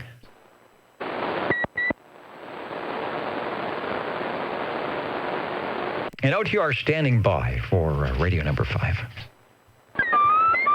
How about this? That sounds like it would qualify for a radio number anything. The Browning Golden Beagle R68T68 by Browning Lavatories with the custom D104 with the Browning medallion on the back, which I noticed was on a Facebook page. It's got a picture of this with the complete setup and just the corner of the transmitter and the 180. But you can't see the receiver. It's out of the picture. The thing on the bottom is the S23 transmitter because I got one radio on top of the other. Anyway, that's this one. But I've got a trivia question. Probably people know, but just for fun, probably should have come on earlier with it, but radio-wise, CB radio-wise, who was Harry Paul, and what did he do? All right, from transmitting from the Golden Eagle R68T68, which I have the ad up here. I'll leave that up. Let me center it a little bit better. Get rid of the verbiage. And did I copy correctly? Did I hear correctly that we are our person of the hour here is named Harry Paul? Yeah, it's a trivia kind of CB radio type question. Who is this guy and what did he do? All right, I'm refraining at the moment from doing any Googling, and I'm going to say that name doesn't sound familiar. I know we have in Fresno we have the infamous the fairgrounds with the Paul Theater. And I always thought that name sounded like an echo. So I wonder if Harry Paul is Paul's brother. No. Nothing to do around here. Just kind of interesting what the gentleman did. So just thought I'd ask, and then there'll be a follow-up little question. All right. Well, let's see. Are you possibly wanting to give us a hint? I'm trying to think what would be a good way to think. Okay. Would he be more in the rules and regulations parts, like he might have been some FCC person and banged the gavel and decreed something, or would he be more of an engineering type at the workbench building something? You're right with the second part. All right, so we've narrowed it down that he's probably in the nuts and bolts side of things. And this is CB, so I'm assuming that it is during the 11-meter citizen band. It wasn't something earlier than 1958? Right around 58 through, through the tube radio time.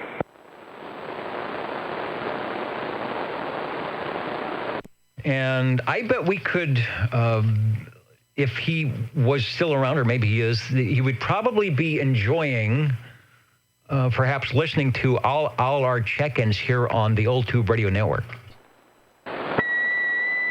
Oh, he'd be loving it. Okay, and let me see. Do you think that he would have anything to do with specific radios that might have checked in on the Old Tube Radio Network? Yes. All right, I was trying to narrow down that he didn't perhaps invent a thing that was used in all radios. So maybe he was more tied into a specific manufacturer, yes or no? Yes. All right, so tied into a specific manufacturer. Let's see, tonight we've heard Buddy Bass, T-Berry, Demco, Browning. Any of those manufacturers he would have something to do with? Yes. Oh, man, I feel like I should go to the lightning round and defer to our next celebrity guest here. So, all right, and Harry Paul, all right. How about what is it? Well, a founder, a president? I'm thinking, there's Edgar Johnson and the Browning guy and Faust Gonset for the Gonsets, and we've got the guy from Globe, Meyerson. Is it something like that? Yes, something like that.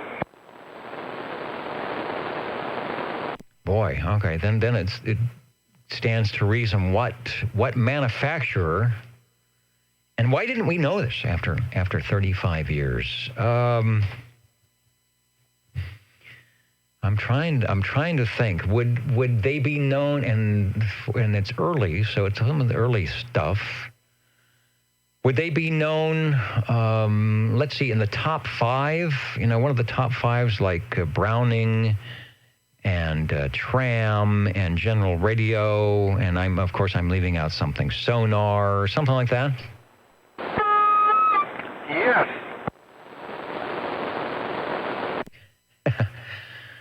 I hope somebody's getting points, and one of our audience is going to go away with a great consolation prize, probably an Amana radar range. I think that's what they used to give out all the time. Do not take what's behind door number 2. Okay, well, let's see. I know it's. I'm going to rule out the people that would have names, with Browning and Johnson. So how about something like Sonar? No. With Browning Lavatories, you don't get a consolation prize. You get a constipation prize. From an R68 T60. That's why you have been hoarding the toilet paper because I know you have a Browning Lavatories R68 T68 you're talking on. It's Radio 5 here at the Old Tube Radio Network. Okay. That's the wrong picture. Let's do, what do I want to do? I want to do that one. Thank you. Okay, not so much. Let's see, who else? I should do to help me out? I should be looking at my big product list of radios. Let's see. How about? No, I don't want to. Well, I know it's not. It shouldn't be General Radio Telephone because that is the guy whose name I can't remember. But we actually have a letter from the guy. Want the answer? All right, wait. Hammerland?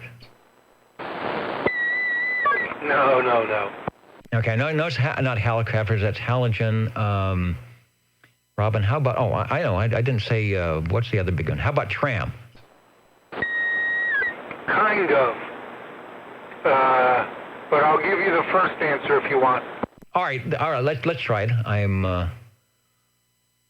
Let me make sure. I've been kind of neglecting my comments. Let me make sure that we don't have one of our astute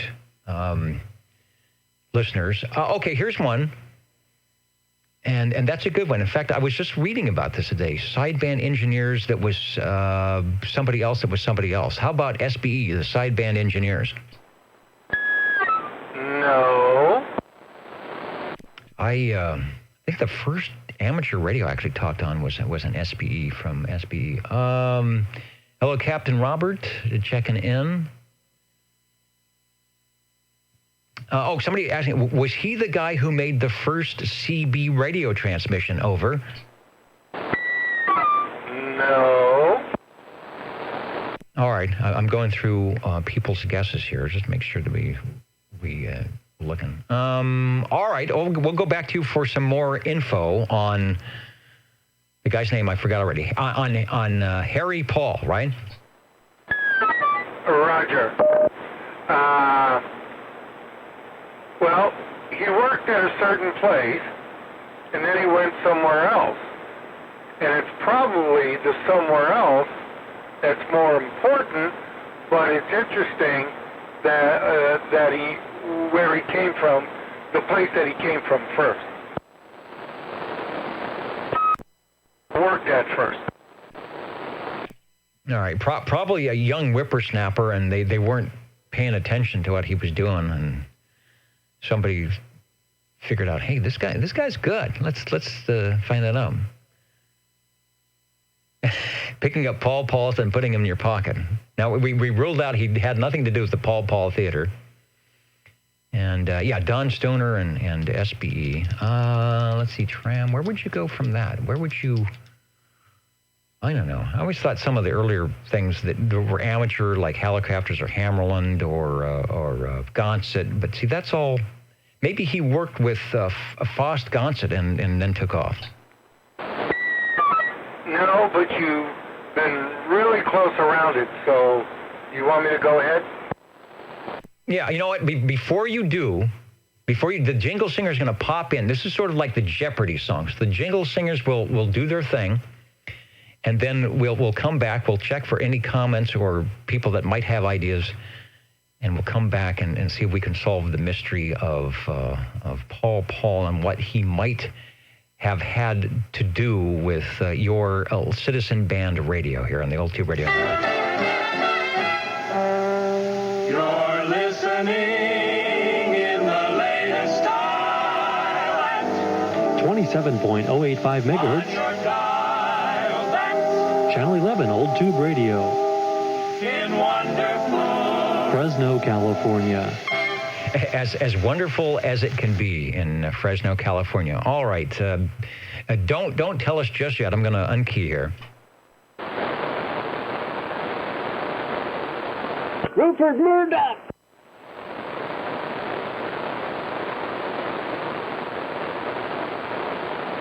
And hello to Smarty Jones from Good Evening. And Rob, I agree with you. I think we've had a lot of good guesses. SB Catalina Mobile, Basic Radio. Okay, all right. I think we are ready for some cluing in on Mr. Paul. Over. Okay. Came to work for Browning Laboratories, along with another gentleman whose name I'll mention maybe next week, and worked there for a couple of years, I think starting in 58. Then he left in 64, founding his own CB manufacturing company named Tram. Well, how about that? What is the earliest Tram? What is the earliest radio from Tram? He obviously knew the good stuff. Tram 23, Tram Corsair, the D42, the Titan, the XL. I think those were mobile radios.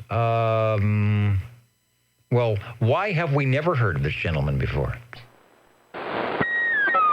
I don't know. Anyway, how did the name Tram come to be? Why did he name it Tram?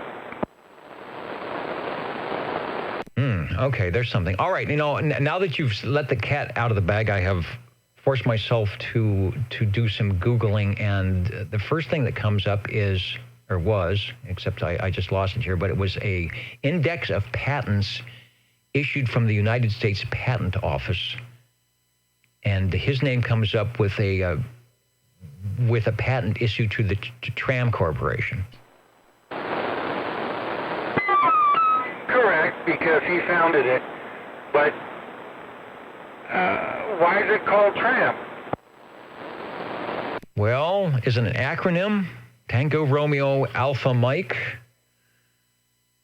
Is it a combination of something transistors and something and something?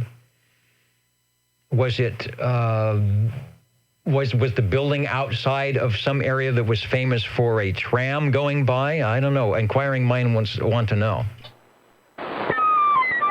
Well, you're getting absolutely cosmic there. Hit it right off the bat. It's an acronym for transmitters, receivers, amplifiers, and multiplexers. That's what he came up with because that's what he was building. All right, and Jimmy nailed it. He chimed in transmitters, receivers, common. So you got to come up with something, right? Yeah, there you go. But it's interesting that Browning, I think they said was the second CB company. I'm trying to find out which was the first that was founded for CB radios. Browning's the second.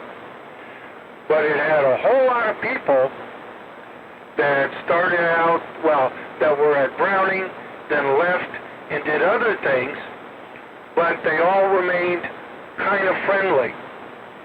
And they basically helped each other out and didn't mind if one guy or one company had something in the radio and the other company went, well, we'll kind of copy it somewhat, and apparently nobody minded.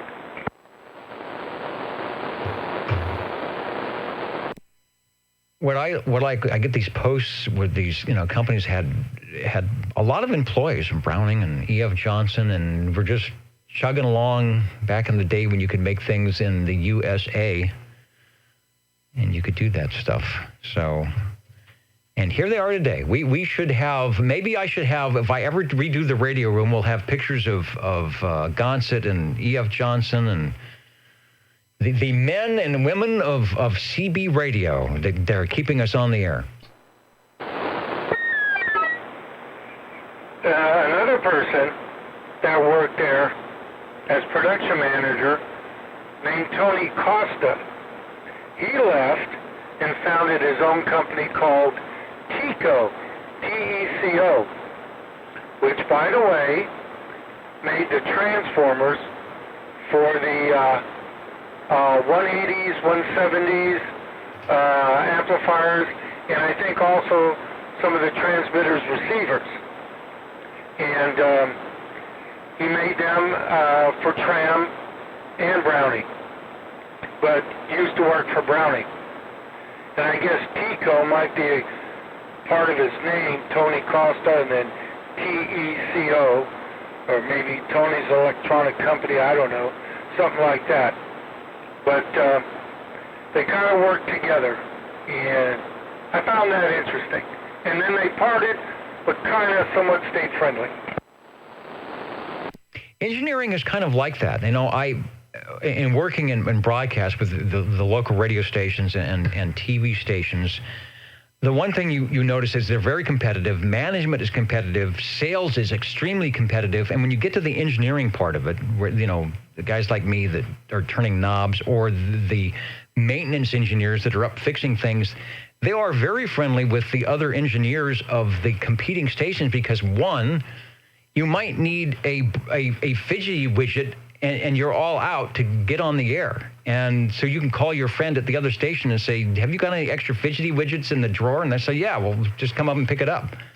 So engineers are like that. That's why the radio community gets along so well, because even when you're in competition, you realize that, you've got to have some camaraderie to keep this stuff up and running.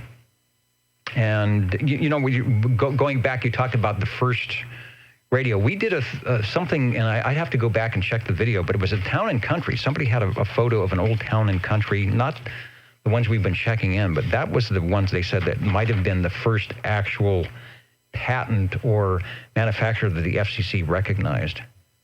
And somebody had a post. I don't know if I saved it or not, but I think that something had to do with Town and Country, the first radio. All right, well, that was good. I learned something, and maybe there will be a secret letter that shows up from Mr. Paul that we can read on the air. Yeah, okay, and before I forget, because I said I'd do this to somebody else, I was on eBay, found a type of manual that a gentleman in Southern California, city of Running Springs, put together. And it's a quote from the front: comprehensive look at CB's most famous CB radio, the Browning Mark III. It's a collector's guide and service restoration manual for the homegrown tech and service professional.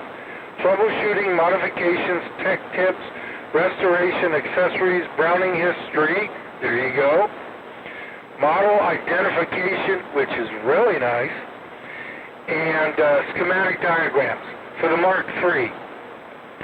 And a lot of the info in there, I got it today. I kind of already knew, but it helped reinforce kind of what I knew, or thought I knew, and then had some other stuff. Well, it cost, I think, $20.95, and then there's shipping. You can find it on eBay. Just punch in like Browning Mark III stuff, and it'll come up. I recommend that anyone with a Mark III get this son of a gun. It's even got color pictures in it, but it's very good, at least I think so. And the guy kind of tells you, if you're not sure, have a tech do it, and let the tech look at this if he wants, but basically shows you how to do it, warns you about certain things not to do. But there's an audio modification I had kind of thought about, wasn't sure how to do it, wasn't sure exactly what value parts to use, and he listed it. He said, you do this. And I went, okay, to myself. And basically that's an audio modification to the Mark III, so that your audio output, what you folks hear, it increases the frequency range of your audio. And it's changing two parts. One of which they did in the later Mark IIIs. My Mark III is an early model. But the audio circuit that they want you to change, or say you could change, is the same in, I think, the S9 transmitter, 23S9, S23, this one, Mark II, and the whole 9 yards, and I think it's the same in the Mark IV. So, to get a better frequency range, you can change two parts, and it's easy to do. So, when I have time, I think I'm going to try that. But anyway, I like this thing that I got, and it's got a couple of modifications, and they're not that hard to do. If a person doesn't want to do it, take it to a tech, say, this is what you'd like, and tech should be able to do it. Anyway, back to you. Hey, great stuff. Thanks for that. I'm just checking to see if my, before I make all sorts of comments here, my audio, which is down and doing some weird stuff here. Let me see if I can get it to go back where it's supposed to be. Not really. All right. Anyway, and Jimmy, that's correct. It's Greg Howe. When you started talking about that, I was thinking about Greg. He actually goes by a different name or an organization, I think, on the book. He doesn't actually has his name. He's a ham radio operator as well. And he's one of the many people that if I ever get interview capability going on, I would like to actually talk to him on OTR, as Jimmy says, out at Laguna Beach. You know, he and I grew up very close together, and when I saw him on Facebook some years ago, and I haven't seen him recently, I immediately noticed that he had not only the FT102s, which I have a couple here, he also had the 736R. And he really likes these radios, and I do too. So I always thought, all right, good. I'm doing something right. He also builds antennas, loop antennas for 2 meters. A real interesting guy. And I was sort of under the impression that the book dealt with more than just the Mark III. So yeah, I'm up on that modification. I know a lot of times you're changing coupling caps in the audio, but I don't know if that's what it is or not. So we'll talk about that more. But that's Greg. And he has some other interesting stuff. I don't want to talk about it now because I really want to interview him and have him tell some stories. He's got some really great stories about, I was talking about SWLs. He has a really great story about SWLing and some interesting adventures from that. So I'm glad you found the book, and I know it shows up on eBay. He might even have them too. I've been thinking that would be a good thing for whatever library you might have. Add it with your Sam's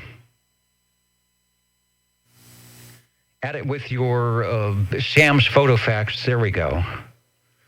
Sorry about that audio boost. I had to run some audio through the thing here to clean out the garbage. Now my levels are back.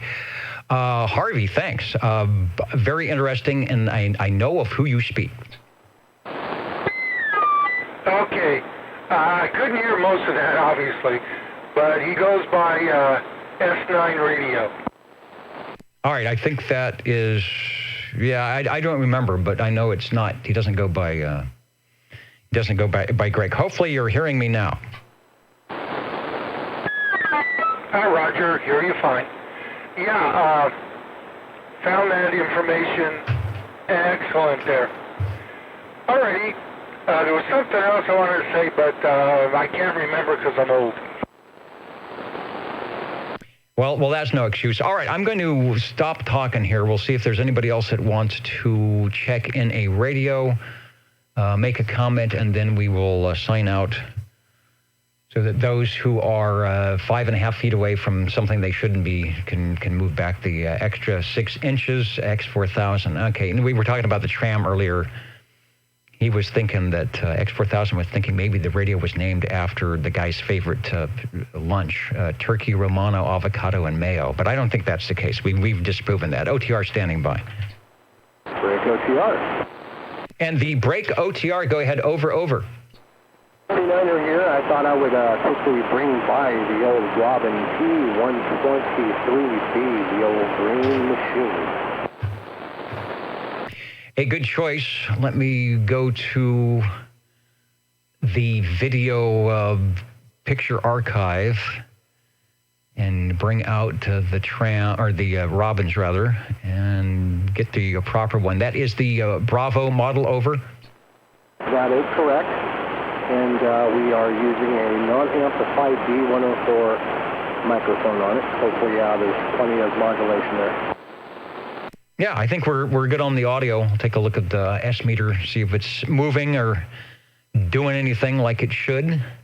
Got a picture of the T123B, and we were talking about the T-Berry model T23 channel. I noticed the Robin has the range expanded. It also has an extra knob that I don't think was on the T-Berry for RF gain, which is quite unusual for CB radios, but obviously some of them have that, and it looked like it has maybe an extra light or two. So I'm going to say out of the Panasonic chassis, the 123B might have been the deluxe model. It got everything. Yeah, it is a really nice radio. I have the T240B sitting right beside of it. And to tell you the truth, I just like using the 123B better. For some reason, I think it's got a little bit better sounding audio, and I don't know, it's just a favorite of mine. In fact, I'm hoping to use this one here as a tube mobile here in my bus, my VW bus here pretty quick. So yeah, I picked this guy up here about 10 years ago, and whoever had it previous to me really took good care of it. The thing is in like mint condition, so just a fun radio to use, and thank you for checking it in there for me. All right, thanks for bringing it by. It's Radio 6 here, a little bit after the 10 o'clock hour. You're at S7, modulating up another 3 dB or so to just under S8.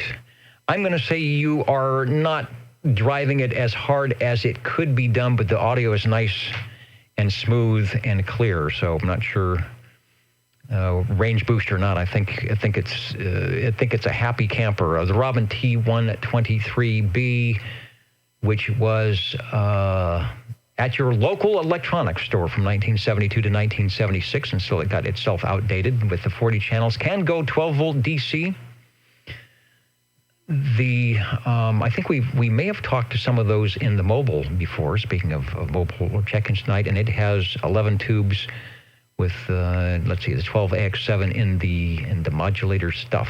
And there is not only an operator's manual, but a schematic as well at oldtuberadio.com. So anybody wanting to find out more with that can go to oldtuberadio.com and look in the archives for T123B, and they'll find some stuff. If you're there, Brian, give us one more transmission before you go. Thanks for bringing it by. Okay, yeah, again, hoping to put together a nice little tube mobile setup here in the VW bus. I have a BR21, a 12-volt model that I hope to pair it up for just a little bit more oomph, make a nice little tube mobile setup there. So glad to be able to bring it by the net tonight, and yes, the range expand is on, by the way. So there it is back. And yeah, I guess, you know, you guy could probably put an amplified microphone on this and splatter all over the place, but hell, I'll use it like it is. So thanks again, Dennis. Yeah, I don't think it needs it. And when you turned off, I believe that's what you did, when you turned off the range expand, your audio, at least on my end, went away completely. So it is definitely a necessary item on that, the Robin T123. Sounding good. I'm going to do some counting and amounting as we are close to that hour of time. Let me switch over to the big time camera, and we'll see if my audio is working again and the Jingle Singers are still doing what they do best. You're tuned to OTR, Channel 11, right here in Fresno, California. Stay with us. Old Tube Radio. And be modern. Counting and amounting.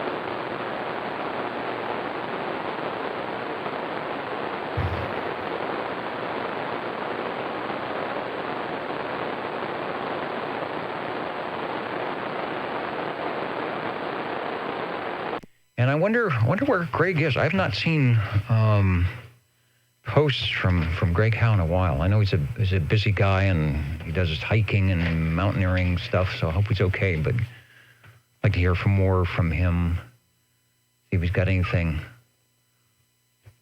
Also, he's a co-admin of the Browning radio page. Okay, good. That's a good co-admin to have there, Jimmy.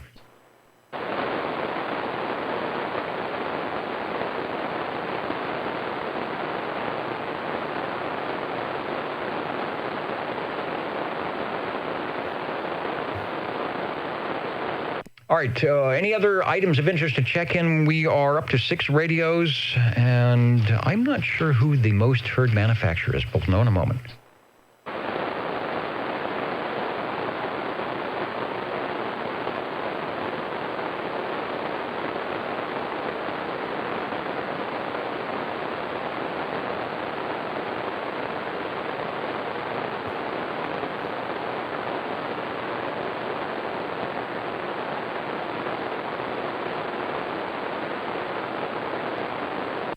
All right, let's give a try to Mr. Announcer and the fanfare.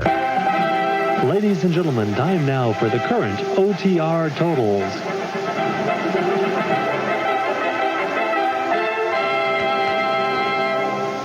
I noticed when I go to the modulation cam, at least when it goes out over the video, the display is a second or two behind, even though what I see is right there. So it's maybe a little disconcerting when you're watching the playback to gauge where the meters are going, but I don't know what that is. At least it looks real time here.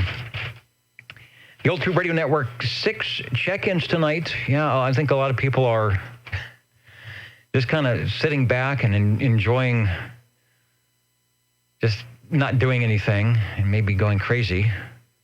Actually, there's plenty to do, so I know if you're sheltering at home, you're busy doing stuff. Most heard manufacturer tonight, something that we don't often have, but it's the T-Berries. And I could thank Paul, one of our Pauls, the Falcon tonight for that. It started with the Buddy Bass TX11B, RC11B, was radio number 1.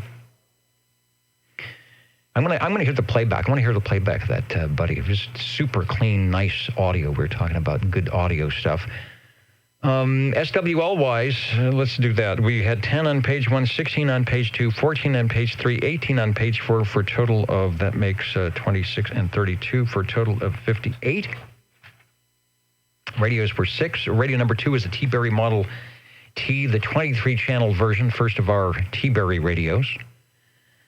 Then mobile. Yes, Old Tube Radio goes mobile, and it can, and when it first came out, basically that's what it was. It was a base-to-mobile type thing, or base-to-base for business communications, but it was supposed to be your license call, your station call, base talking to your station call unit 1, 2, 3, 4, 5. It was not supposed to be your station talking to other stations in a hobby manner, or idle chit-chat, or whatever the FCC used to fine you $50 if you were doing back in the day. So good to know these things actually do run mobile. Mr. Green Arrow in the Demco Travelier. That was a good choice for our first 2020 mobile. And he promises that soon he will have that in the base configuration with the Demco modulator. I really want to hear how that little crystal microphonium runs through the modulator. Radio number 4, Paul and the T-Berry Model T, the 40 channel, giving us our tandem T-Berries tonight. Radio number 5, the Browning Golden Eagle R68 T68, which begat a lot of information and content discussion about Harry Paul and tram radios. And then the Robin T123 49er on his radio with, you don't need to have a modulator or all sorts of stuff in the audio to make it sound good. Manufacturers were very well versed in making sure that out of the box your radios would sound pretty good, and a lot of them do here on the Old Tube Radio Network. Want to thank our stations who participated tonight, whether you were just listening in, enjoying the program, enjoying the radios, or you took time out and stayed up very late, most of you, helping us out with information and listening in. We will do this again next week. Saturdays at 8 p.m. Pacific Daylight Time is when we try to be on the air. And, of course, we encourage all of you to do the same at any time when it is convenient on your tube radios. I know one of you mentioned you weren't on a Tram Titan 2 this week. So bring out the old radios, bring out the new radios, and have a good time with not only 11 meters, but work on, if you don't already have it, work on getting your amateur radio ticket as well. A sunspot from Cycle 25 showed its beaconing face towards Earth last week. A lot of you know the result of just the one sunspot, so wait till we get 20 or 30 and things are ripping and roaring here in the next couple of years. Good night, everybody. Have a good evening. The Old Tube Radio Network saying 73. Thank you, Dennis. Thanks a lot, Dennis.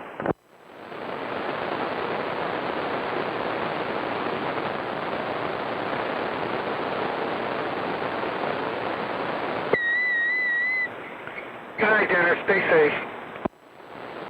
All right, so keep that book handy. I'll be interested in doing the audio mod. I'm thinking it has something to do with a capacitor or two, or maybe bypassing something. Yeah, I was wrong kind of about the other transmitters, slightly different. But on the Mark III, basically your mic input is a 47, it goes through a 47K resistor through a 001 a ceramic capacitor into the tube, and you're supposed to change the resistor to 100K and use a 0.1 microfarad capacitor, and supposed to increase the frequency range of the tube, which is the 12AX7.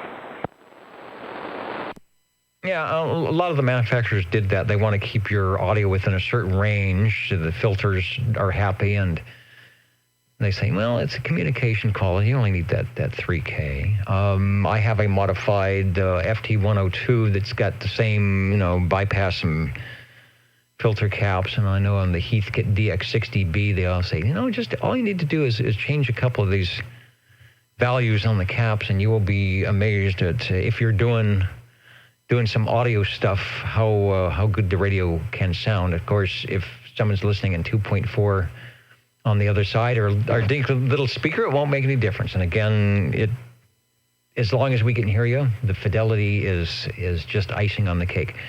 All right, Harvey, you are sounding good. Thanks for jumping out in the radio room tonight and sounding good on 2 meters as well. You are full quieting, so whatever you're doing with the antennas over there, it's working. Okay. By the way, was Bozo wearing a mask? He's always, I think, wearing some type of a mask, face paint. And the other thing is the proboscis. The honking proboscis, I think, makes a very good filter. Okay, because I know he always wants to dance with the jingle singers, so I thought wearing a mask would be good. Yeah, the jingle singers are going crazy, but having a good time over there. I'm just kind of letting them do their thing, but there's going to be, what do they say? There's definitely going to be hell to pay. All right, good night, everybody. The Old Tube Radio Network will dump the video and get rid of the audio, and everything will be back to normal, whatever that is these days.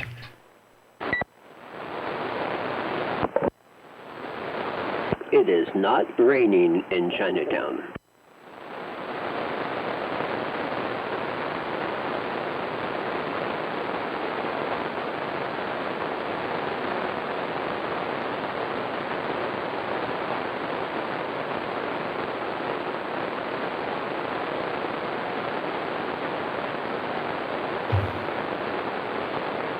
Hey, Harvey.